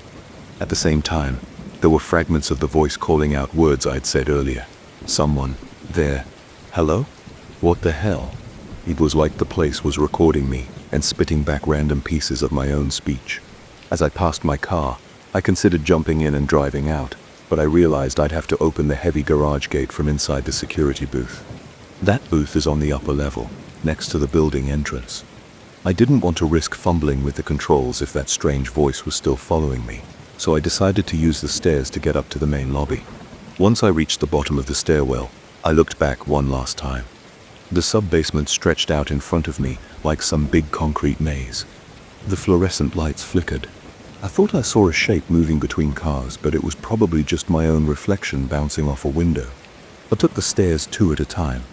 My heart was racing, and my chest felt tight. I remember the clang of my footsteps on the metal steps and the echo that chased me up. Every time I landed on a step, it felt like the entire stairwell vibrated. When I was about halfway, I heard a final echo. Hey, there. The words were all scrambled, but they sounded weirdly close, like they were right at the bottom of the stairs. I didn't look back again. I didn't want to see anything else. I reached the door to the main floor hallway, swung it open, and stumbled into the fluorescent glow of the corridor. The door hissed shut behind me. I stood there, catching my breath, feeling sweat trickle down my neck. I tried to compose myself, but my hands were shaking so badly that I had trouble pulling the door fully closed. I left it propped open for a second, then forced myself to shut it tight. I realized I hadn't turned off the lights in the sub-basement. I also wasn't sure if I had left the electrical panel in the right configuration, but I had zero intention of going back. My body was on alert, and my instincts screamed at me to get out of the building. I hurried across the empty lobby, past the silent reception desk. There were only a few security cameras mounted on the ceiling, and I felt like they were watching me run around. like a scared fool. I kept imagining the voice drifting up through the vents. I got outside into the cool night air and stood there for a moment. I took a few deep breaths, trying to calm myself. The city lights flickered, and the streets were mostly empty at that hour. The parking attendant booth on the surface level was empty too, because the night shift usually sits inside the main security office. I thought about going in there to report what happened, but I knew I wouldn't be able to explain it in a way that sounded normal. Hey, I heard an echo messing up my words down there. Wasn't going to earn me anything but weird looks, so I decided to call it a night. I walked to a nearby bus stop and caught the next bus home. The entire ride I kept rubbing my arms, feeling the goosebumps that wouldn't go away. That night, I couldn't sleep. Every time I closed my eyes, I pictured the sub-basement, the hum of the lights, the shadowy rows of cars, and that mangled echo of my own voice repeating bits and pieces of what I said. My pulse would start racing again, and I'd toss and turn for hours. Eventually I gave up on rest and just stared at the ceiling, waiting for morning. When I finally came back to work the next day, everything felt off. I took the elevator straight to my office, avoiding the garage and the sub-basement. I didn't even want to park down there. I ended up leaving my car overnight, which was unusual for me, but I just couldn't bring myself to face that empty, echoing space. At around 10 in the morning, my boss asked me to finalize the check on the electrical panel. I told him everything was fine, and that I'd verified it. I lied through my teeth. I wasn't ready to tell him I left it untouched after hearing whatever I heard. If there was a real problem with the breakers, I figured someone else would report an outage. No one did, so I guess I got lucky. For the rest of that day, I kept waiting for someone to mention a strange noise in the sub-basement or flickering lights or something. But nobody said anything. Business went on as usual. By the time lunch rolled around, I started to question whether I had overreacted. Maybe stress and fatigue made me jump at an echo. But deep down, I know what I heard. I know it wasn't a normal echo. Whatever was repeating my words wasn't doing it right. It sounded like something trying to speak but not quite understanding what the words meant. It's been almost a week now, and I still won't go down to that sub-basement alone. If I need to check anything down there, I make sure at least one of the maintenance guys comes with me. I haven't said why, and they don't ask. They probably think I'm just being cautious. But the truth is, I don't want to hear that voice again. I can't handle feeling surrounded by echoes that don't match up. It felt like the sub-basement was alive, and it was using my own words against me. That's the story. There's no big revelation or dramatic conclusion. I didn't see a ghost, and I didn't find any hidden speaker. I just heard something that shouldn't have been there. Something that twisted my voice and fed it back to me from all directions. It rattled me so badly that I ran out and left everything on. I still haven't fixed whatever might be wrong with that panel. If the building didn't burn down yet, maybe there was nothing to fix after all. But I know what I heard, and I'm sure I'll never forget that scrambled echo calling out pieces of my own words. It's in my head now. Every time I walk by the doorway to the stairs, I feel a tingle in my spine. I think about that stillness and that broken repetition. And I remember how it felt when I realized I was alone, but not really alone in a dark place that shouldn't have had any voice at all. I just hope I never have to hear that sound again. I got home from work one Friday, drenched in sweat, ready to collapse on my couch. I had no idea that a 5-minute elevator ride would leave me shaky for weeks. I'm not the kind of guy who believes in ghosts or anything like that. But after what happened in my building's elevator, I can't deny that something weird went on. It started out like any other Friday. I arrived around 6 o'clock in the evening, parked my car in the underground garage, and walked toward the lobby with my bag slung over my shoulder. By the time I pressed the call button, I was only thinking about a hot shower and maybe some takeout. I wasn't prepared for the most unsettling elevator ride of my life. When I got into the lobby, the lights were still on, and there was a faint buzz from the overhead fixtures. The doorman wasn't around because he usually goes off duty around 5. That's normal on Fridays. He leaves the front desk empty unless there's a package or something. The lobby felt quiet, but it always does at that time. People usually come home around 7 or 8, so I assumed most folks were still at work or stuck in traffic. I hit the elevator button and waited. My legs were sore from standing at my job all day, so I leaned against the wall and closed my eyes for a second. The elevator dinged, and I heard the doors slide open. Inside, the light was bright, and there was a faint smell of cleaning fluid. They must have mopped earlier because the floor panels looked a bit shiny. I entered, pressed the button for the 9th floor, and rested my back against the wall. I noticed the usual overhead panel, floors 1 through 15, the emergency phone, and the small digital display that shows what floor the elevator is on. It showed 1, then flicked to 2 as the doors closed. Everything seemed normal. I felt the elevator lurch upward. I stared at my reflection in the stainless steel walls. I looked tired. My shirt had a couple of sweat stains, and I realized I'd forgotten to grab a bottle of water on the way out of work. I tried to distract myself by counting the floors as we passed them. 3, 4, 5. The movement was steady. I was thinking about dinner, pizza, or maybe a sandwich. My mind was already drifting toward the weekend. That's when the elevator slowed down around the 7th floor. It wasn't supposed to stop there because I hadn't pressed that button. The sudden halt made my stomach jolt. The doors slid open onto a dark corridor. Normally the hallway lights on every floor stay lit until late at night, but here, on the 7th floor, it looked dim. Only one overhead light flickered. I thought maybe someone else had pressed the button, but I didn't see anyone waiting. I leaned forward a bit and peeked my head out. The corridor was empty, and it smelled stale, like the air wasn't circulating well. I didn't hear voices or footsteps. It was just silent. I pressed the closed door button. Nothing happened. I pressed it again, a bit harder.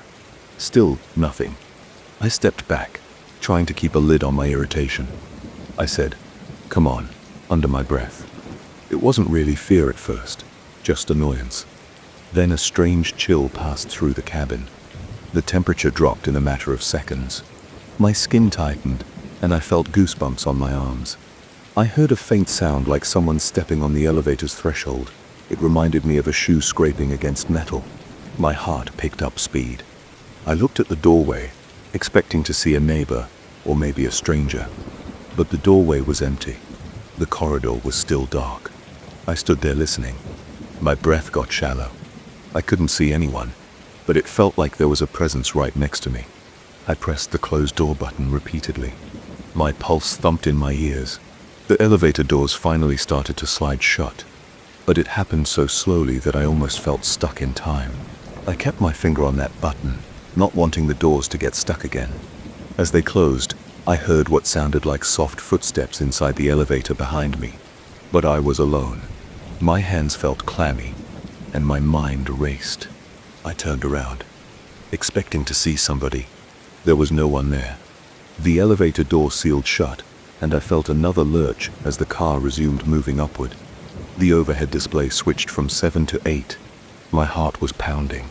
I tried to steady my breathing. I told myself it was just my imagination.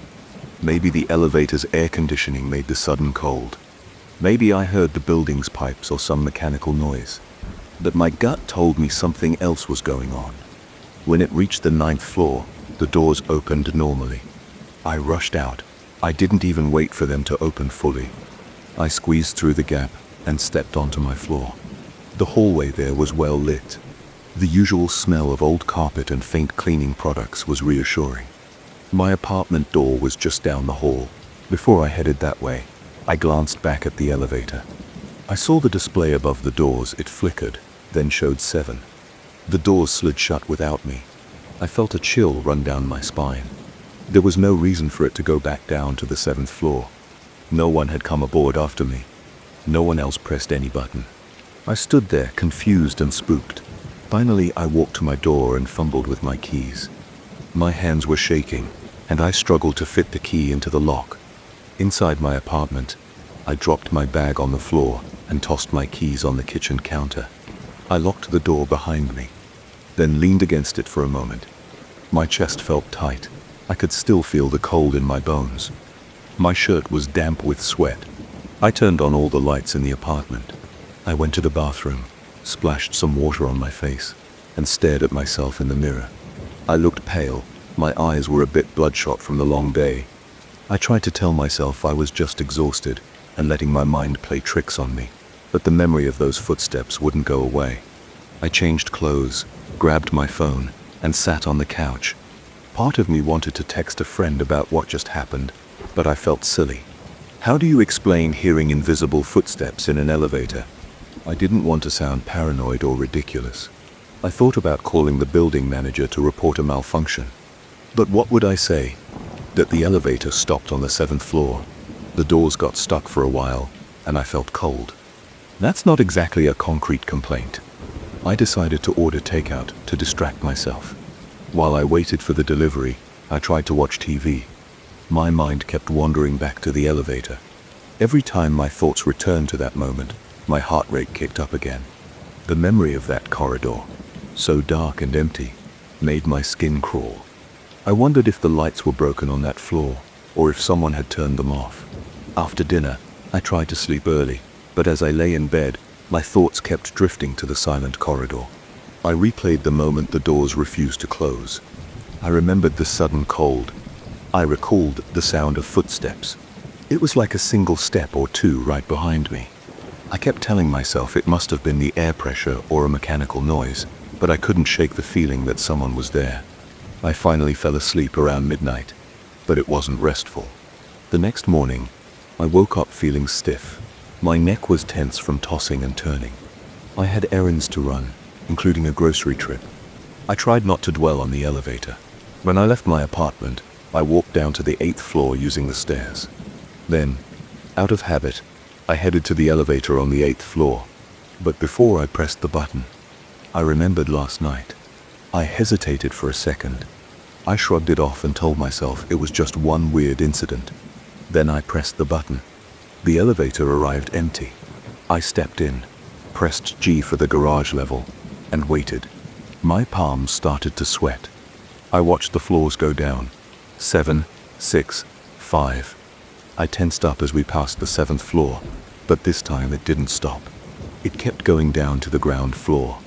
I exhaled when the doors opened. A small wave of relief washed over me. I started thinking that maybe it was just a glitch. But later that afternoon, when I got back with my groceries, I felt uneasy again. The elevator ride up was smooth. Nothing weird happened. Still, I walked faster than usual to my apartment once I reached the 9th floor, as if something might follow me. Over the next few days, everything seemed fine. I began to relax, telling myself that the elevator problem was a one-time fluke. But that following Friday, I got home around the same time as usual. The lobby was empty. The overhead lights hummed.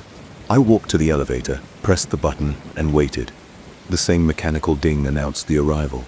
I stepped in, pressed 9, and leaned against the wall. My stomach tightened when the elevator started moving. I kept my eyes on the display. 2, 3, 4, 5, 6. Then it started slowing down again at 7. I felt my throat tighten. The elevator stopped. The doors slid open. The corridor was dark, just like before. One overhead light flickered weakly. My heart thudded against my ribcage. I pressed the closed door button immediately. At first nothing happened. Then I felt that sudden coldness again. I smelled something like musty fabric. It was faint, but it made my nose scrunch. I heard what sounded like a rustling sound. My mind flashed back to those footsteps from the previous week. I looked around the cabin. It was just me. I felt a chill on my neck, as if a draft was moving inside the elevator. My arms prickled with goosebumps again. I pressed the button harder. The doors moved an inch, then stopped. The corridor outside remained empty, but the light flickered again, and the entire space seemed darker. My breath came in short bursts. I felt sweat trickling down my back. Then the doors began to close very slowly. I kept my finger on the button, not daring to let go. My heart pounded, and I could feel the blood rushing in my ears. Right before the doors sealed shut, I heard a noise like a weak cough or a low whisper. It came from somewhere in front of me near the doorway.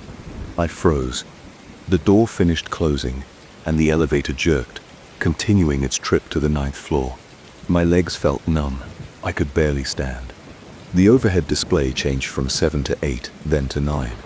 The doors opened, and I practically jumped out onto my floor. I didn't turn around this time.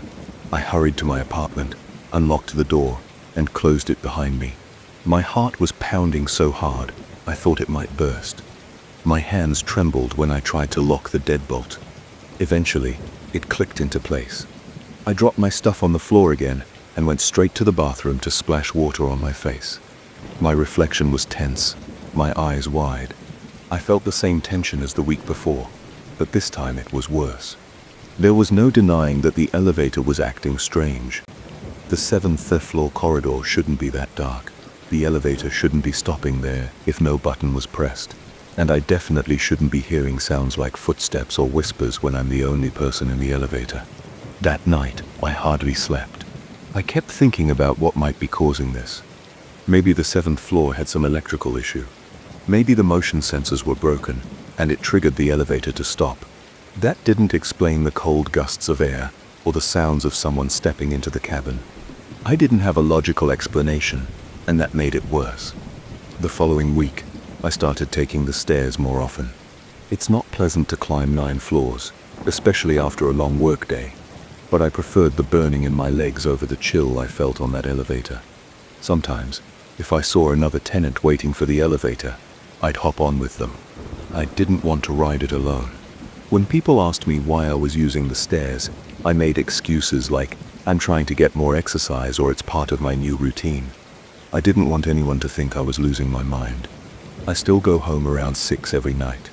The building is quiet at that time, which only makes it more unnerving. On the rare occasions I have to take the elevator by myself, I get anxious as soon as I step inside. My pulse quickens and I watch the floor numbers like a hawk. If it starts slowing down around 7, my chest tightens. I press the closed door button rapidly, hoping to bypass that stop. Sometimes it works, and sometimes it doesn't.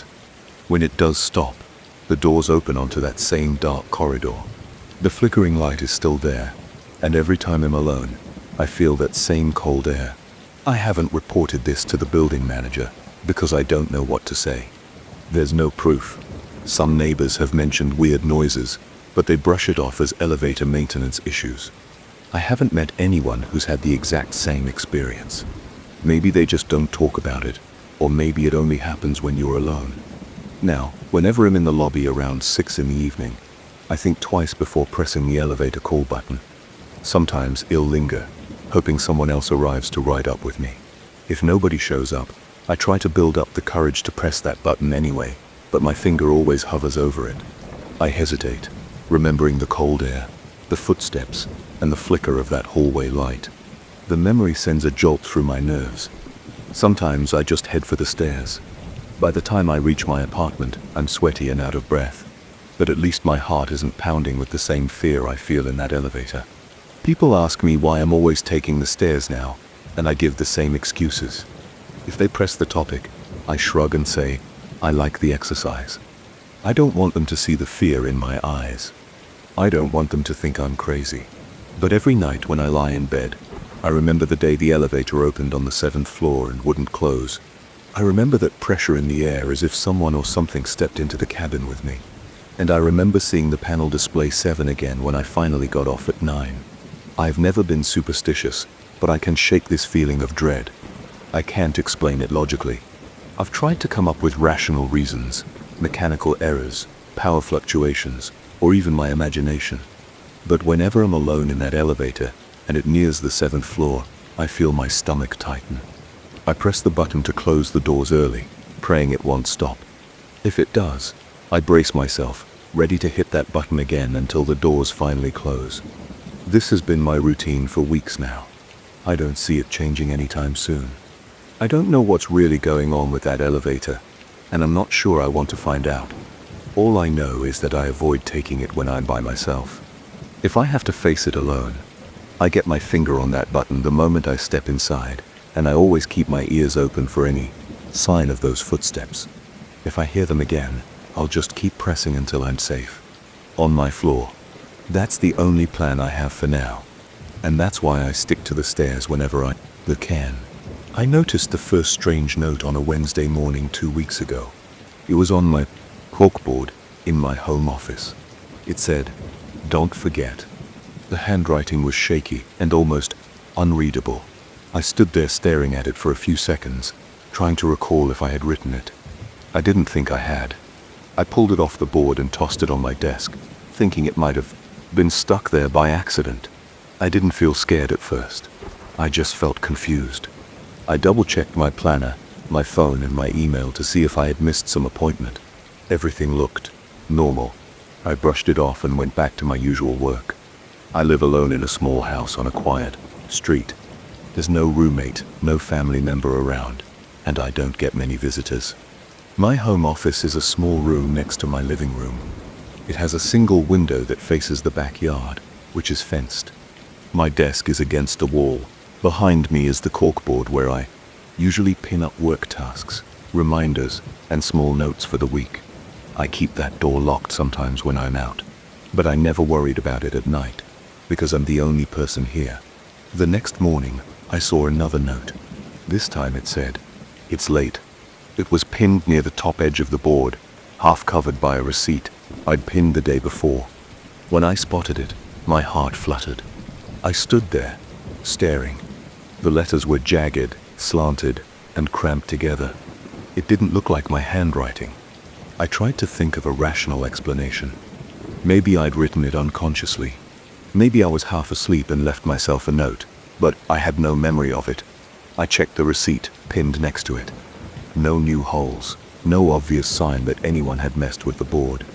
I took a picture of the note with my phone and compared it to the "Don't Forget" note I had thrown on my desk. The handwriting matched. It wasn't mine. That evening, I called my older brother. He lives in another state, so I asked if he was playing some kind of prank on me. He laughed and said he had better things to do, and he hadn't set foot in my house in months. After I ended the call, I felt uneasy. The note was still pinned there. I tried to brush it off again. I watched some TV, locked the office door for the night, and went to bed. I didn't sleep well. The following day, another note appeared. It said, "Check the time." Same handwriting, same angle, same messy letters. I swallowed hard. My chest felt tight. I tested the office door handle. It was still locked. I checked the window. Locked as well. I looked around the room for any sign of tampering, but nothing seemed out of place. My file cabinet was untouched. My drawers were closed, and my desk chair was in the same spot. No footprints or scuffs on the floor. A chill ran through my arms. I sat down, stared at my computer screen, and tried to focus on work. I'm a freelance web developer. I usually enjoy the freedom of working from home, but now the house felt different.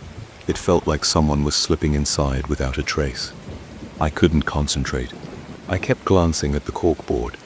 The note was plain white, torn roughly from a larger sheet. I tugged at the edges. They were jagged.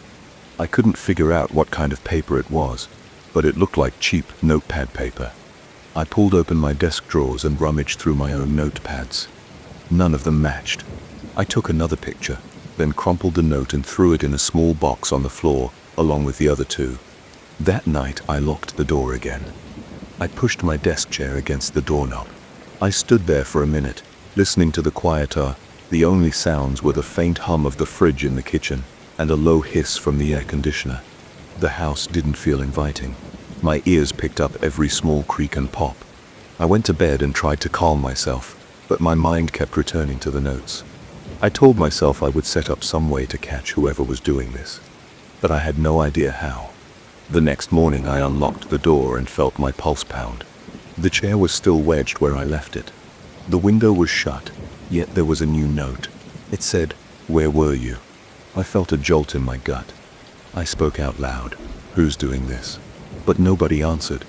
My voice sounded shaky. I checked the rest of the office. Nothing looked stolen or touched. The computer was off. The books on the shelf looked undisturbed. I rubbed my forehead and tried to think. I wasn't ready to call the police because there was no sign of forced entry, no real threat, just weird notes. But I felt uneasy. I had no logical explanation. I started searching online for hidden camera solutions. I found a small camera that I could place on a shelf or on top of a cabinet, and it would record all night. I ordered one with fast shipping. Until it arrived, I decided to push a heavy box against the window, and I added an extra interior lock to the office door. Later that day, I got a notification that my package would arrive in 2 days. I tried to keep myself busy with work and errands. I even did some grocery shopping just to get out of the house. When I came back, I went straight to the office. Nothing new. The note from that morning was still there. I pulled it off the board and dropped it in the box with the others. I locked the door again and left. I slept on the couch that night. My bedroom suddenly felt too far from the office. I wanted to hear if anyone tried to open the door. I woke up at sunrise. My back hurt from the couch. I walked over to the office door. The lock was still in place. The heavy box still jammed against the window. I opened the door slowly. Another note. Look behind you. My hands shook as I grabbed it. The paper felt cold and rough against my fingertips. I turned around, scanning every corner of the office. Empty. My breath got shallow. I pulled out my phone to call the police, then stopped. What would I say? That someone was sneaking into my locked office to leave cryptic notes, but not taking anything. They might not take it seriously, or they'd come over, find no signs of entry, and tell me to get a better lock. I put my phone down. I canceled my work commitments for the day. I spent the afternoon double-checking every possible way into that room. The window was secure, the door was solid, and the walls showed no secret panels or anything bizarre like that. The vents were too small for anyone to crawl through. I walked in circles around the desk trying to piece it together. The tension made my shoulders ache. My hands felt sweaty. I kept wiping them on my jeans. That evening, the doorbell rang. My camera arrived.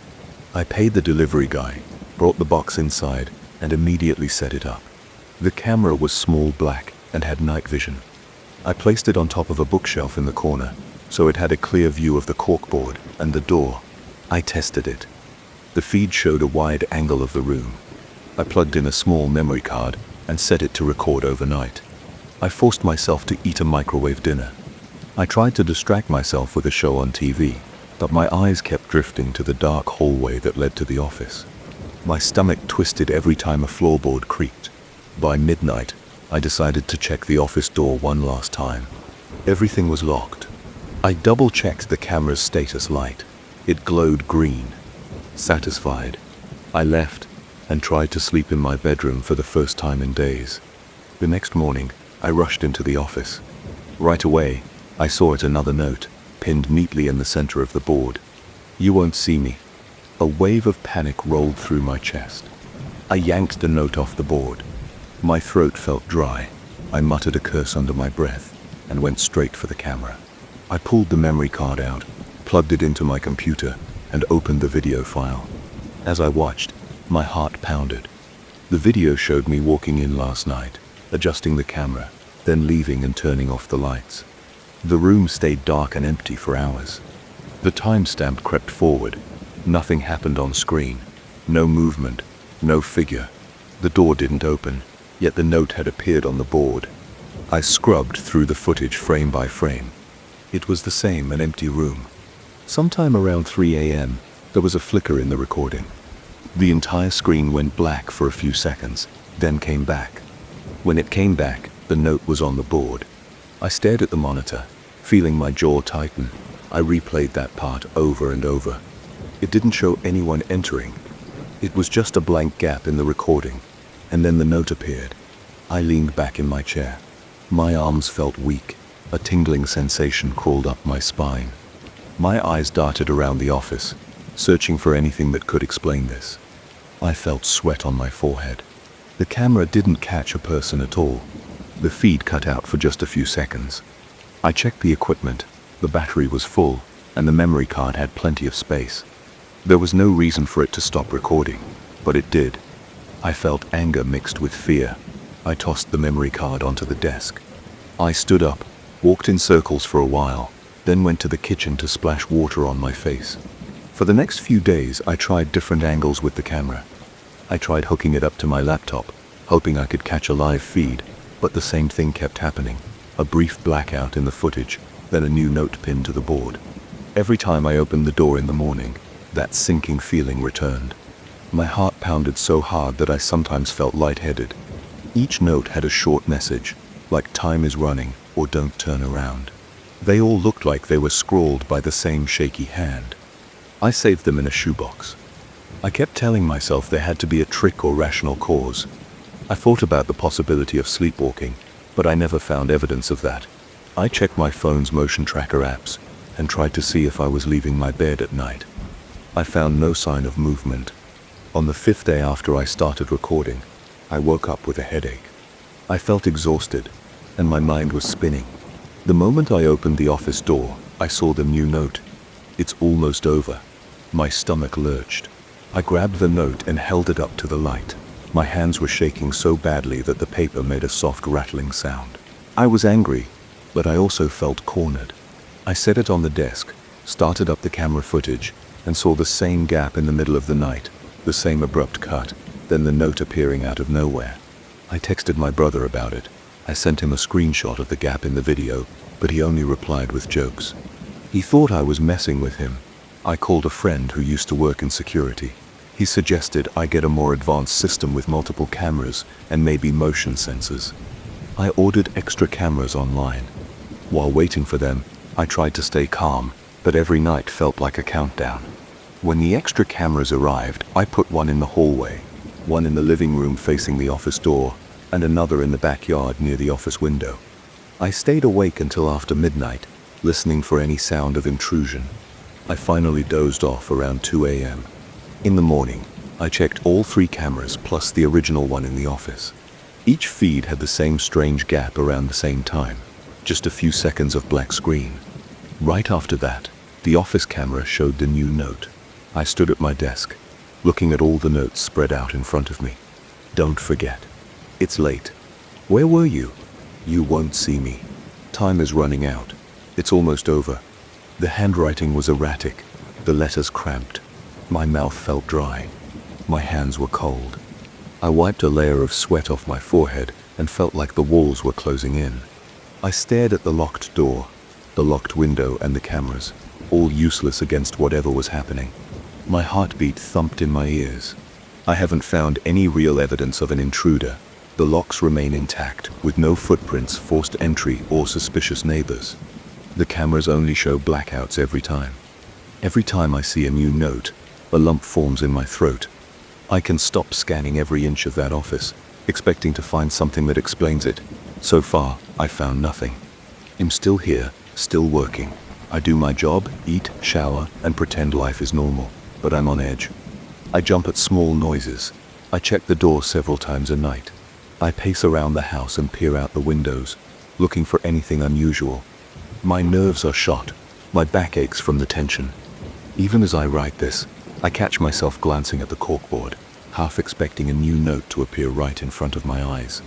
I don't know who or what is leaving these messages.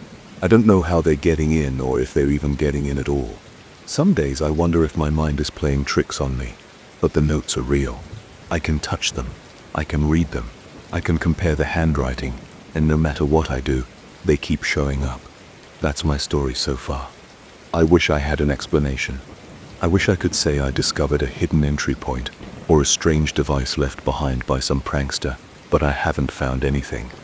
All I have are these disturbing messages that appear in a locked room without any sign of intrusion.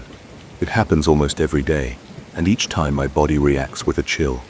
My stomach tightens, my pulse races, and my mind scrambles for answers. So far, I have none. I'm stuck with these slips of paper that remind me something is going on, and I have no idea how to stop it. That's where I'm at, and I can see an end to it. I want to start by saying, I'm not someone who gets spooked easily. I grew up in a noisy house, and I learned to shrug off random creaks and bumps in the night. But something about this situation is different.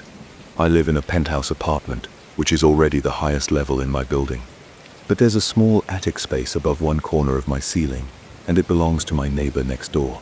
Our units share part of the building structure, so even though I'm on the top floor, he has a cramped storage area right above my bedroom and part of my living room. It's not large enough for a person to stand up uncomfortably, but it's big enough to store boxes or a couple of old suitcases. He told me he rarely, if ever, goes up there. He claims he's never needed anything from those boxes and that they're just full of junk. The first time I heard the noises was on a rainy Tuesday night. I remember because I was watching the local news and the forecast warned about heavy storms. I had just settled in.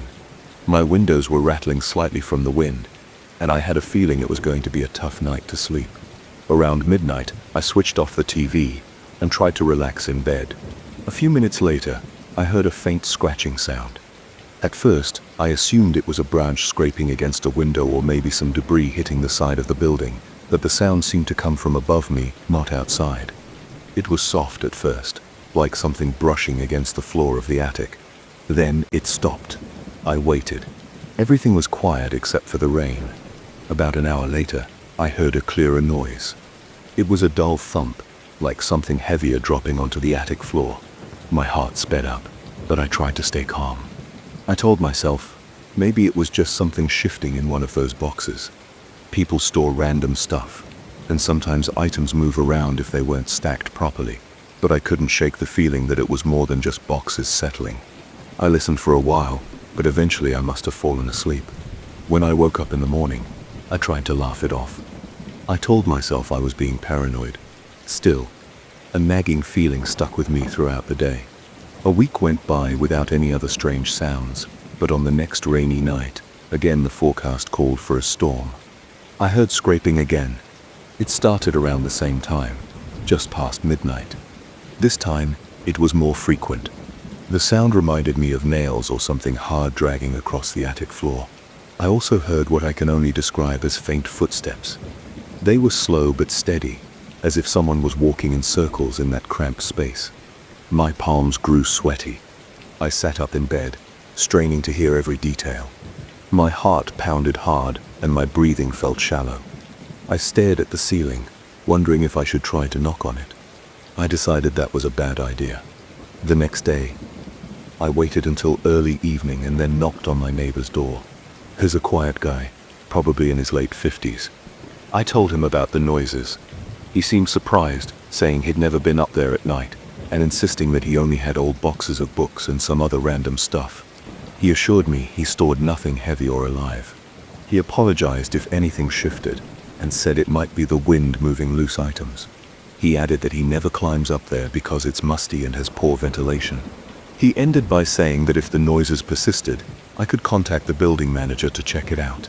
I thanked him and went home. That night, I tried to relax. I convinced myself that my neighbor was telling the truth, that maybe moisture or wind was causing some stuff to move around. The building is a few decades old, and older structures tend to have their quirks. But a few nights later, the noises returned and were louder. I was sure I heard rhythmic steps, like someone pacing back and forth. There was also scratching, but it wasn't constant. It would start, then pause, and then I'd hear the steps again. I grabbed my phone and texted the building manager. He lives on the second floor, so it didn't take him long to come up. I heard the elevator ding, and I opened my door before he had a chance to knock. He's a middle-aged guy named Rick, friendly enough, and he knows his job well. I explained everything, keeping my voice low. I didn't want my neighbor to overhear and think I was accusing him of something. Rick said we should go up together to check the attic, but we realized we'd need our neighbor's permission. I walked next door and knocked. My neighbor looked surprised, but allowed Rick and me to climb up the small access ladder in his hall closet. He stayed behind in his living room, looking a bit uneasy. Once Rick and I were up there, I immediately noticed the stale air. The space was cramped, and the single light bulb was weak. There were a few old cardboard boxes stacked against one wall. I saw some old suitcases in the far corner. The floor creaked under our weight. Dust rose up around us, and I had to fight the urge to cough. Rick used his phone's flashlight to check the corners. We saw mold patches and some spider webs, but nothing else. The boxes looked untouched. The suitcases were covered in dust. It didn't appear as though anyone had been rummaging around recently. We checked every corner as best we could, although there wasn't much room to move. Rick took a closer look at the floorboards. Everything seemed normal, except for the obvious signs of age. Then he shrugged and said there wasn't much we could do. He suggested that maybe water was getting in through a tiny crack in the roof, causing sounds as the wood expanded and contracted. He said if the noises persisted, we could schedule a more thorough inspection. But for now, there was nothing unusual. We climbed back down, and my neighbor looked relieved. He said he didn't mind if I asked Rick to check again sometime, but he really believed it was just old junk and weather issues. I tried to feel reassured, but that night I couldn't shake a sense of unease. I tried to sleep, but around the same time, past midnight, there it was again. The scraping was louder than ever, and the footsteps sounded more deliberate. It felt like someone was stomping above my head. I turned on the lights in my bedroom because my hands were shaking. I sat on the edge of my bed, staring at the ceiling, feeling my chest tighten. There was something in that attic, and it wanted me to know it was there. The sounds got worse over the next few nights. They weren't constant, but when they came, they lasted longer, and they were more forceful. I started losing sleep. I'd lie awake, my mind racing. I tried music or podcasts to distract myself, but every time I heard a thump or scrape, I'd rip my headphones out and freeze. My stomach was in knots, and I was irritated during the day. I even considered staying somewhere else for a while, but I didn't want to abandon my home. It felt wrong to just walk away. One evening, I saw my neighbor in the hallway. I mentioned the noises again. He listened politely, but he started to look defensive, like he was tired of hearing about it. He told me he had no reason to go up there. He promised again that he wasn't doing anything. I believed him. I didn't think he was sneaking up there just to mess with me. That wouldn't make sense. Plus, he never seemed like that kind of person. And I think he sensed my frustration because he suggested that if I really wanted, I could borrow his key to the attic access. He said if I felt it was important, I could go up there on my own. He didn't mind as long as I was careful. I nodded, but I didn't accept the key right then. Something about going up there alone felt wrong. I don't consider myself superstitious, but the thought of being in that cramped space made my skin crawl. The nights that followed were some of the worst I've experienced. I'd lie in bed, half expecting a ceiling panel to crack open. The noises came sporadically. Sometimes it was the scraping, sometimes distinct footstep sounds. Occasionally I thought I heard low, heavy breathing, but I couldn't be sure. It might have been the wind. When it rained, the noises seemed to pick up intensity. My legs would feel tense, and my neck would stiffen. My heart would race. Sometimes I'd get up and walk around my apartment, turning on every light, recheck my front door, as if something might try to come down from above and exit into the hallway. One night, around 2 a.m., I worked up the courage to knock on the ceiling. I stood on a stool in my living room, reached up and tapped 3 times. The scraping stopped for a moment. My heart was pounding so hard that I could hear my pulse. Then a single thump came from above. It was slow and heavy. I froze. I expected more, but nothing else happened. After a few minutes of standing there with my arm trembling, I got down from the stool and just stared at that spot. I didn't sleep at all.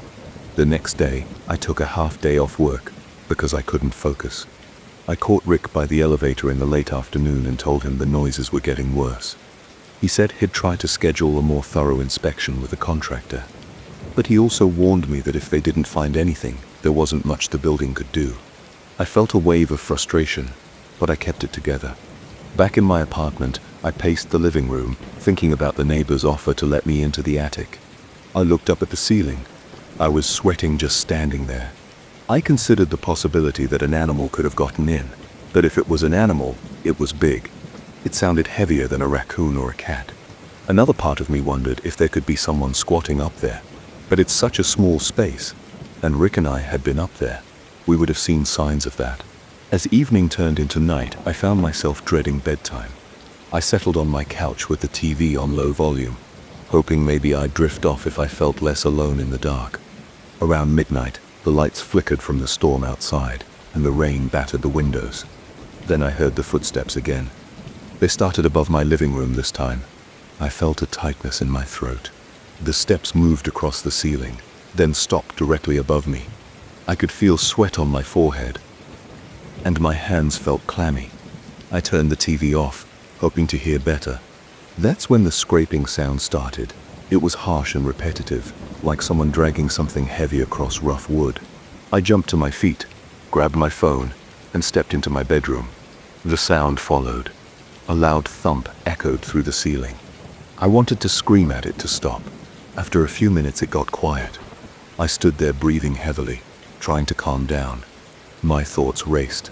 I wanted to call Rick again, but it was the middle of the night. I considered texting him anyway, but I wasn't sure what he could do. I also thought about the neighbor's offer. Maybe I needed to see for myself. The idea made my stomach churn. But what else could I do?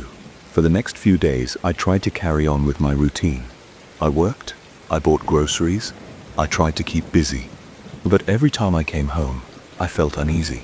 My nights were filled with those sounds. They weren't every minute, but they were consistent enough to keep me on edge. I realized I was jumping at small noises, even during the day. My fuse got shorter. I found myself snapping at coworkers for minor things. I had dark circles under my eyes. I kept telling myself I should just go up there and see what was going on, but I kept avoiding it. My gut told me it wouldn't help. Finally, one rainy evening, I decided to take action. I left my apartment and knocked on my neighbor's door. I told him I wanted to inspect the attic by myself. He looked concerned, but he handed me the key to his closet. I thanked him and walked back to my place to gather a flashlight and a dust mask. My heart was racing. My hands were shaking so much that I could barely grip the flashlight. I stood outside his closet for a while, staring at the small door in the ceiling that led up to the attic. The building's walls felt damp from the humidity. The storm pounded on the roof. My neighbor had retreated to his living room, giving me space. I reached up and pulled down the ladder. The smell of mold and stale air hit me. I climbed a few steps and shone the flashlight around. Dust particles floated in the beam of light. My stomach was doing flips. That's when I heard a low scraping sound right above me. I froze on the ladder, halfway up. The sound moved across the attic toward the corner that sits above my living room. My legs felt weak and my grip on the ladder tightened. I swallowed hard. I wanted to keep going, but I couldn't force myself to move. My chest was pounding. The scraping got louder. The beam of my flashlight shook as my hands trembled. A cold sweat trickled down my temple. I pictured all the boxes and suitcases up there, but also thought about how cramped it was. If something rushed at me, I'd have nowhere to go. I stood there for what felt like forever. The scraping finally stopped, but I could still hear soft movement on the far side of the attic, heavier than a rat. My gut told me not to go up. I felt an overwhelming sense that I shouldn't push it. My instinct screamed at me to get out of there. I backed down the ladder, breathing in quick bursts. I folded the ladder up, locked the closet door, and walked straight out of my neighbor's apartment. He stood up when he saw me. I shook my head and handed him the key back without saying much. Now, I'm back in my apartment. I can still hear occasional thumps. They're not as frequent tonight, but each one sends a jolt of tension through my body. I don't have a clear answer. Rick promised he would schedule a professional inspection soon, but that hasn't happened yet. I keep telling myself it could be an animal or something natural, but part of me wonders if I should just move out. I don't know what else to do. In writing this with the lights on, my hands are still shaking. The rain outside is making my windows vibrate. Every time the thunder rolls, I brace myself, waiting to hear that scraping or the footsteps overhead. I don't know what's up there. I don't even know if it's something I want to discover. All I know is that it doesn't feel right, and until someone finds a real explanation, I'm stuck here in my own apartment, listening to those noises that don't make sense. I thought about going to a hotel, but that feels like running away. I thought about demanding the building open the attic space and tear everything out, but that's not practical. The neighbor wouldn't go for it, and the manager would probably say no. So I'm just waiting, hoping the sounds will stop on their own. But a deep part of me feels that the more we poke around, the more intense it gets, like something doesn't want us there. That's why I'm still here, awake, typing all this. I'm trying to ignore the occasional shuffling sounds above me. If I don't pay attention, maybe it'll stay quiet. But I can feel the tension in my shoulders. My head is pounding. It's after midnight now, and the storm isn't letting up. I'm not sure what tomorrow will bring or the next time it rains. All I can do is wait and try not to listen too closely. Maybe that's the only way I'll get some sleep. I first felt that cold hand on a Tuesday morning while I was halfway up a steep trail near High Point Peak. The weather was decent. The sun was out, but the air was cool. I had paused to check my footing, and something pressed against my shoulder. It felt like a human hand, but there was no one around. I jerked forward, almost losing my balance. I turned around and saw only rocks, shrubs, and a few scattered pine trees. No rustling, no footprints, nothing. That moment stayed with me. I kept climbing, but felt uneasy. My palms were damp, and my heart pounded every time I took a step. I kept looking behind me, waiting to see a person or at least hear some movement, but I was alone. When I reached the top, I tried to enjoy the view. I looked at the valley, saw birds gliding, noticed the shape of the distant river. My mind kept replaying that weird moment. By the time I got home, I couldn't shake that strange touch from my thoughts. My shoulders still felt cold hours after the climb. I didn't talk to anyone about it. I thought I was just tired and maybe a little jumpy. The next day, I went back to the same spot because I wanted to confirm that there was nothing strange going on. The hike started normally. I parked my car by the dirt lot near the trailhead. I packed water and a protein bar. I made sure my boots were secure. I took a deep breath and moved along the path. I heard a few birds in the distance, noticed some squirrels darting into bushes, and saw that the sky was clear. The breeze felt nice on my face. As I climbed, I kept checking behind me, doing it every few minutes. I wasn't sure why. I think I expected something to be there. I felt on edge. My stomach tightened each time I turned around, but I saw nothing except the trail and scattered rocks. I reached the section where the path narrows. There's a steep drop-off on the right side. I moved carefully, placing my feet to maintain balance. I felt a chill on the back of my neck. My arms tensed and my breathing went shallow. I stopped and scanned the area. Still no one. I pushed forward and reached the same ledge where I had felt the hand the day before. I paused, gripping a small ledge with my left hand. My right foot was on a piece of rock that jutted out. As I paused, I heard a faint scrape. My head whipped around, but the trail behind me was empty. No birds fluttered. No small rocks fell. I only heard my own breathing. Then, I felt a tingle move up my arms, like a sudden rush of cold. I glanced over my shoulder, but there was nothing. I was shaking, but I forced myself to keep climbing. By the time I got to the top, sweat covered my face. I sat down on a flat rock, gulped water, and tried to calm down. My pulse was high, and my body felt tense. I waited a few minutes, looking at the horizon, trying to ground myself. Eventually I headed home, confused and tired. All day, I felt watched, even in my own apartment. A few days later, I returned to the mountain. It was late afternoon. The sky had a dull gray color, and the air felt heavy. I walked up the main trail again. About 20 minutes in, I noticed movement off to my left. It was a shape in the distance, half hidden behind some trees. I stopped and stared. I saw a figure. It looked like a man dressed in dark clothing, but there was a thin layer of fog around him. I couldn't see his face. My chest tightened. My fingers felt numb. I looked down for a second, trying to steady my breathing. When I looked up, that figure was gone. I searched the tree line, but found nothing. I considered walking back to the car, but curiosity pulled me forward. I kept walking, feeling sweat in my palms, my heart drumming in my chest. About 10 minutes later, I saw that shape again near a boulder that sat beside the trail. I froze and stared. The man looked like he was crouching, but there was a faint swirl of mist around him. Before I could say anything, that shape faded from view. It vanished without a sound. I climbed for another hour, taking slow steps, scanning the area. My skin prickled at every gust of wind. My neck felt stiff from turning around so often.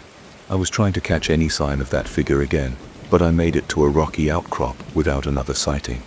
By then, the sun was low in the sky. I decided it was best to head down before nightfall. While I descended, I heard a short hiss, like someone exhaling through clenched teeth. I looked around and saw no one. My legs trembled, and I hurried down. When I finally reached my car, I locked the doors and sat there for a minute, trying to calm my breathing. My hands shook and my mouth felt dry. Over the next few days, I experienced strange dreams. I woke up feeling like I had walked all night. My shoulders and legs felt sore. I remembered bits of rocky trails and swirling fog. In the dreams, there was a man ahead of me, always just out of reach. I would call out, but he never turned around. I decided to take a break from climbing. I stayed home watching TV and doing some bodyweight exercises indoors. But the urge to go back to the mountains grew stronger. I wanted to figure out what was happening. I couldn't ignore it. I also felt drawn to the summit. Something about that place kept pulling me back. I waited until the next weekend before going again. This time, I prepared more carefully. I brought a small flashlight, a thermal jacket, and some energy gels. The forecast mentioned a chance of rain, but I decided to go anyway. I reached the trailhead around midday. The sky was overcast, and the air felt damp. I walked up the trail at a steady pace, focusing on my breathing. After about half an hour, I started to feel that sensation of being watched again. My arms felt a light chill, and my senses were on high alert. I didn't hear any voices, but I felt something close by. I scanned the tree line on both sides, but I saw only trunks and branches. I continued up to a spot where a narrow path branched off to the left. I had never taken that path before. My heart was pounding. My gut told me to stick to the main route, but my curiosity was strong. I decided to check that side path. The ground there was muddy from recent rain. My boots sank a bit with each step. The air smelled damp, and water dripped from leaves. After a few minutes, the path opened to a small clearing. I stopped. There were no footprints, but the ground looked disturbed. Twigs were broken, and there was a shallow groove in the dirt. My stomach tensed. I felt a wave of nervous energy. I crouched down to inspect the groove, thinking maybe an animal had been there. Then I heard a soft crunch behind me. I spun around, but saw only shifting fog. My breathing sped up, and I felt the hair on my arms stand up. I stepped back toward the main trail, but as I moved, I saw that figure again. He was off to the side, partially obscured by the fog. He looked like a man wearing some kind of jacket or coat, but I couldn't make out details of his face. My heart pounded. My tongue felt heavy, and my hands shook. I called out, "Hey, you okay?" No response. The figure flickered in the fog, and then it was gone. My knees felt weak. I stood there, trying to control my breathing. The air seemed colder. My face felt damp from sweat. My throat was dry. I turned around and walked back to the main trail. I kept looking over my shoulder. I didn't see him again in that spot. I returned to the main path and continued upward. I passed that narrow ledge where I had felt the cold hand. As I walked by, I felt goosebumps on my arms. I climbed up through a series of switchbacks. My legs ached, and I was tired, but I didn't want to stop. I wanted to reach the top before the weather got worse. The wind picked up as I got higher. The clouds seemed heavier, and a light drizzle started. The trail became slick. I slowed down, planting my feet carefully. My breaths were shallow, but I forced myself to keep a rhythm. Step, breathe, step, breathe. When I reached a plateau near the summit, the drizzle turned into a steady rain. My jacket kept me mostly dry, but the wind cut through me. My ears were cold, and my boots were soaked. I could see a thin veil of fog rolling in. It moved across the rocks in front of me. I looked around for shelter. There was a small rock overhang, so I walked over and crouched beneath it. The rocky surface provided some cover, but I still felt the damp air on my face. I sat there for a few minutes, taking sips of water and chewing on an energy bar. My mouth felt stale, and my jaw was tight. I massaged my shoulders, trying to relax. Suddenly, I heard a soft scrape behind me, near the back of the rock overhang. I turned my head and saw a flicker of movement. My heart slammed in my chest, and I felt my pulse in my neck. I pointed my flashlight toward the darkness under the overhang. The beam cut through the shadows. My hands were unsteady, causing the light to bounce. At first I saw only stone and a bit of damp dirt. Then I spotted something that looked like a sleeve or a piece of fabric. I inched closer, my body tense. My fingertips felt cold, and my jaw was clenched. I didn't smell anything unusual, just damp rock and my own sweat. I called out, "Is anyone there?" My voice echoed. No answer. I stayed there, aiming the flashlight at the ground. My breathing was loud in my ears. I waited maybe 15 seconds. Then I noticed a faint silhouette at the back of the space. It looked like the same man I had seen before. His outline seemed hazy, like he was shrouded in mist, even though we were in a confined area. My head felt light, and my stomach churned. I tried to speak again, but my throat closed up. He didn't move closer, he just stood there. I heard drops of water falling from the rock above me. I heard my own breathing. My teeth were on edge. I slowly backed away, still pointing the flashlight down at the ground. My shoulders trembled and I kept swallowing, trying to find my voice. When I was a few steps out of the overhang, I turned and ran up the trail toward the summit. The rain made the ground slick, but I forced myself to keep going. My heart pounded.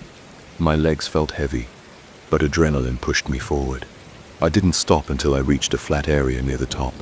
The rain hit my hood, and the wind gusted around me. I didn't see the figure. My lungs burned from the climb and from panic. I searched for a better shelter, and found a shallow cave-like opening behind some large boulders. I moved inside and sat down, trying to steady my breathing. My fingers were twitching, and I couldn't keep my legs still. I kept scanning the area outside. The sky was darker now, and the wind was louder. I listened for any sign of movement. My eyes darted around, but all I saw was swirling rain and the outline of trees lower on the slope. I thought about heading down right then, but the trail was already slippery and darkness was approaching. I decided to stay put for a bit, hoping the rain would let up. As I sat there, I felt a brief gust of cold air pass near my shoulder. The hair on my arm stood up. My stomach tightened, and I let out a short gasp. I snapped my head to the right, thinking something touched me, but there was nothing. My body shook with shivers from the cold and stress. I pressed my back to the cave wall, trying to make myself feel more secure. I was wide awake, hyper alert, every muscle tense. After about an hour, the rain slowed. The wind still blew, but I decided to try the descent. I turned on my flashlight, put on my hood, and began walking down the trail. The fog was thick in places, so I moved carefully. Every few steps I paused to listen. I heard water dripping from branches. I heard the wet sound of my boots on mud and rocks. At one point, I thought I heard faint footsteps behind me, but when I turned, I saw only emptiness. The tension in my chest made my heart race. My throat felt tight. My mouth was dry. I pressed on, refusing to look back again. As I continued, the trail curved around a large rock face. The fog swirled, and I saw that figure one more time. He stood near the edge of the path, just a few yards away. I could see a dark outline where a face should be. My flashlight shone on him, but the light didn't reveal a clear image. I froze, my hand clenched around the flashlight. My breath caught in my throat. My mind screamed for me to move, but my feet felt stuck. The figure lifted an arm. I saw something that looked like a hand. It reached toward me, but it didn't touch me. It hovered there, silent. My heart pounded so hard, I felt dizzy. I took a step back, nearly slipping on the wet ground. Then the figure vanished, dissolving into the fog. There was no sound, no rush of air, nothing. I stood there, my heart beating like a drum. My legs shook, and my forehead was drenched in sweat. I forced myself to keep walking down. I avoided that spot where he had just appeared, skirting the edge of the trail. I don't remember much of the next 15 minutes. I only recall reaching a wider path and feeling relief. My jaw was tight, and my arms felt weak. When I finally reached the base, I jogged the last stretch to my car. I got in, shut the door, locked it, and leaned against the seat, breathing hard. My clothes were soaked, and my fingers were stiff from gripping the flashlight. I checked my shoulder, expecting to feel that cold touch again, but there was nothing. For the next hour, I drove home in silence. My hands were shaky on the steering wheel, and I kept glancing at the rearview mirror, expecting something to be in the back seat, but it was empty. When I got home, I sat on my couch without turning on the lights. My heart was still racing, and my mind wouldn't settle. My body felt worn out, my muscles ached, and my thoughts were jumbled. I thought about that first time I felt the hand on my shoulder. It had felt so real. Now, I'd seen that figure up close. I still don't know if he's a lost traveler's spirit, an echo of something on that mountain, or if my mind is playing tricks. All I know is that I felt that cold hand and saw that man wrapped in fog. That's all I can say. I don't have a neat explanation. I'm just a guy who likes climbing and stumbled onto something I can't explain. Not sure I want to go back anytime soon, but I can't get the memory out of my head.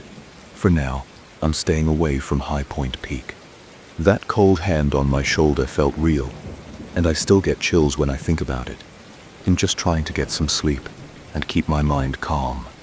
But every time I close my eyes, I remember the feeling of that cold touch and that figure fading into the mist.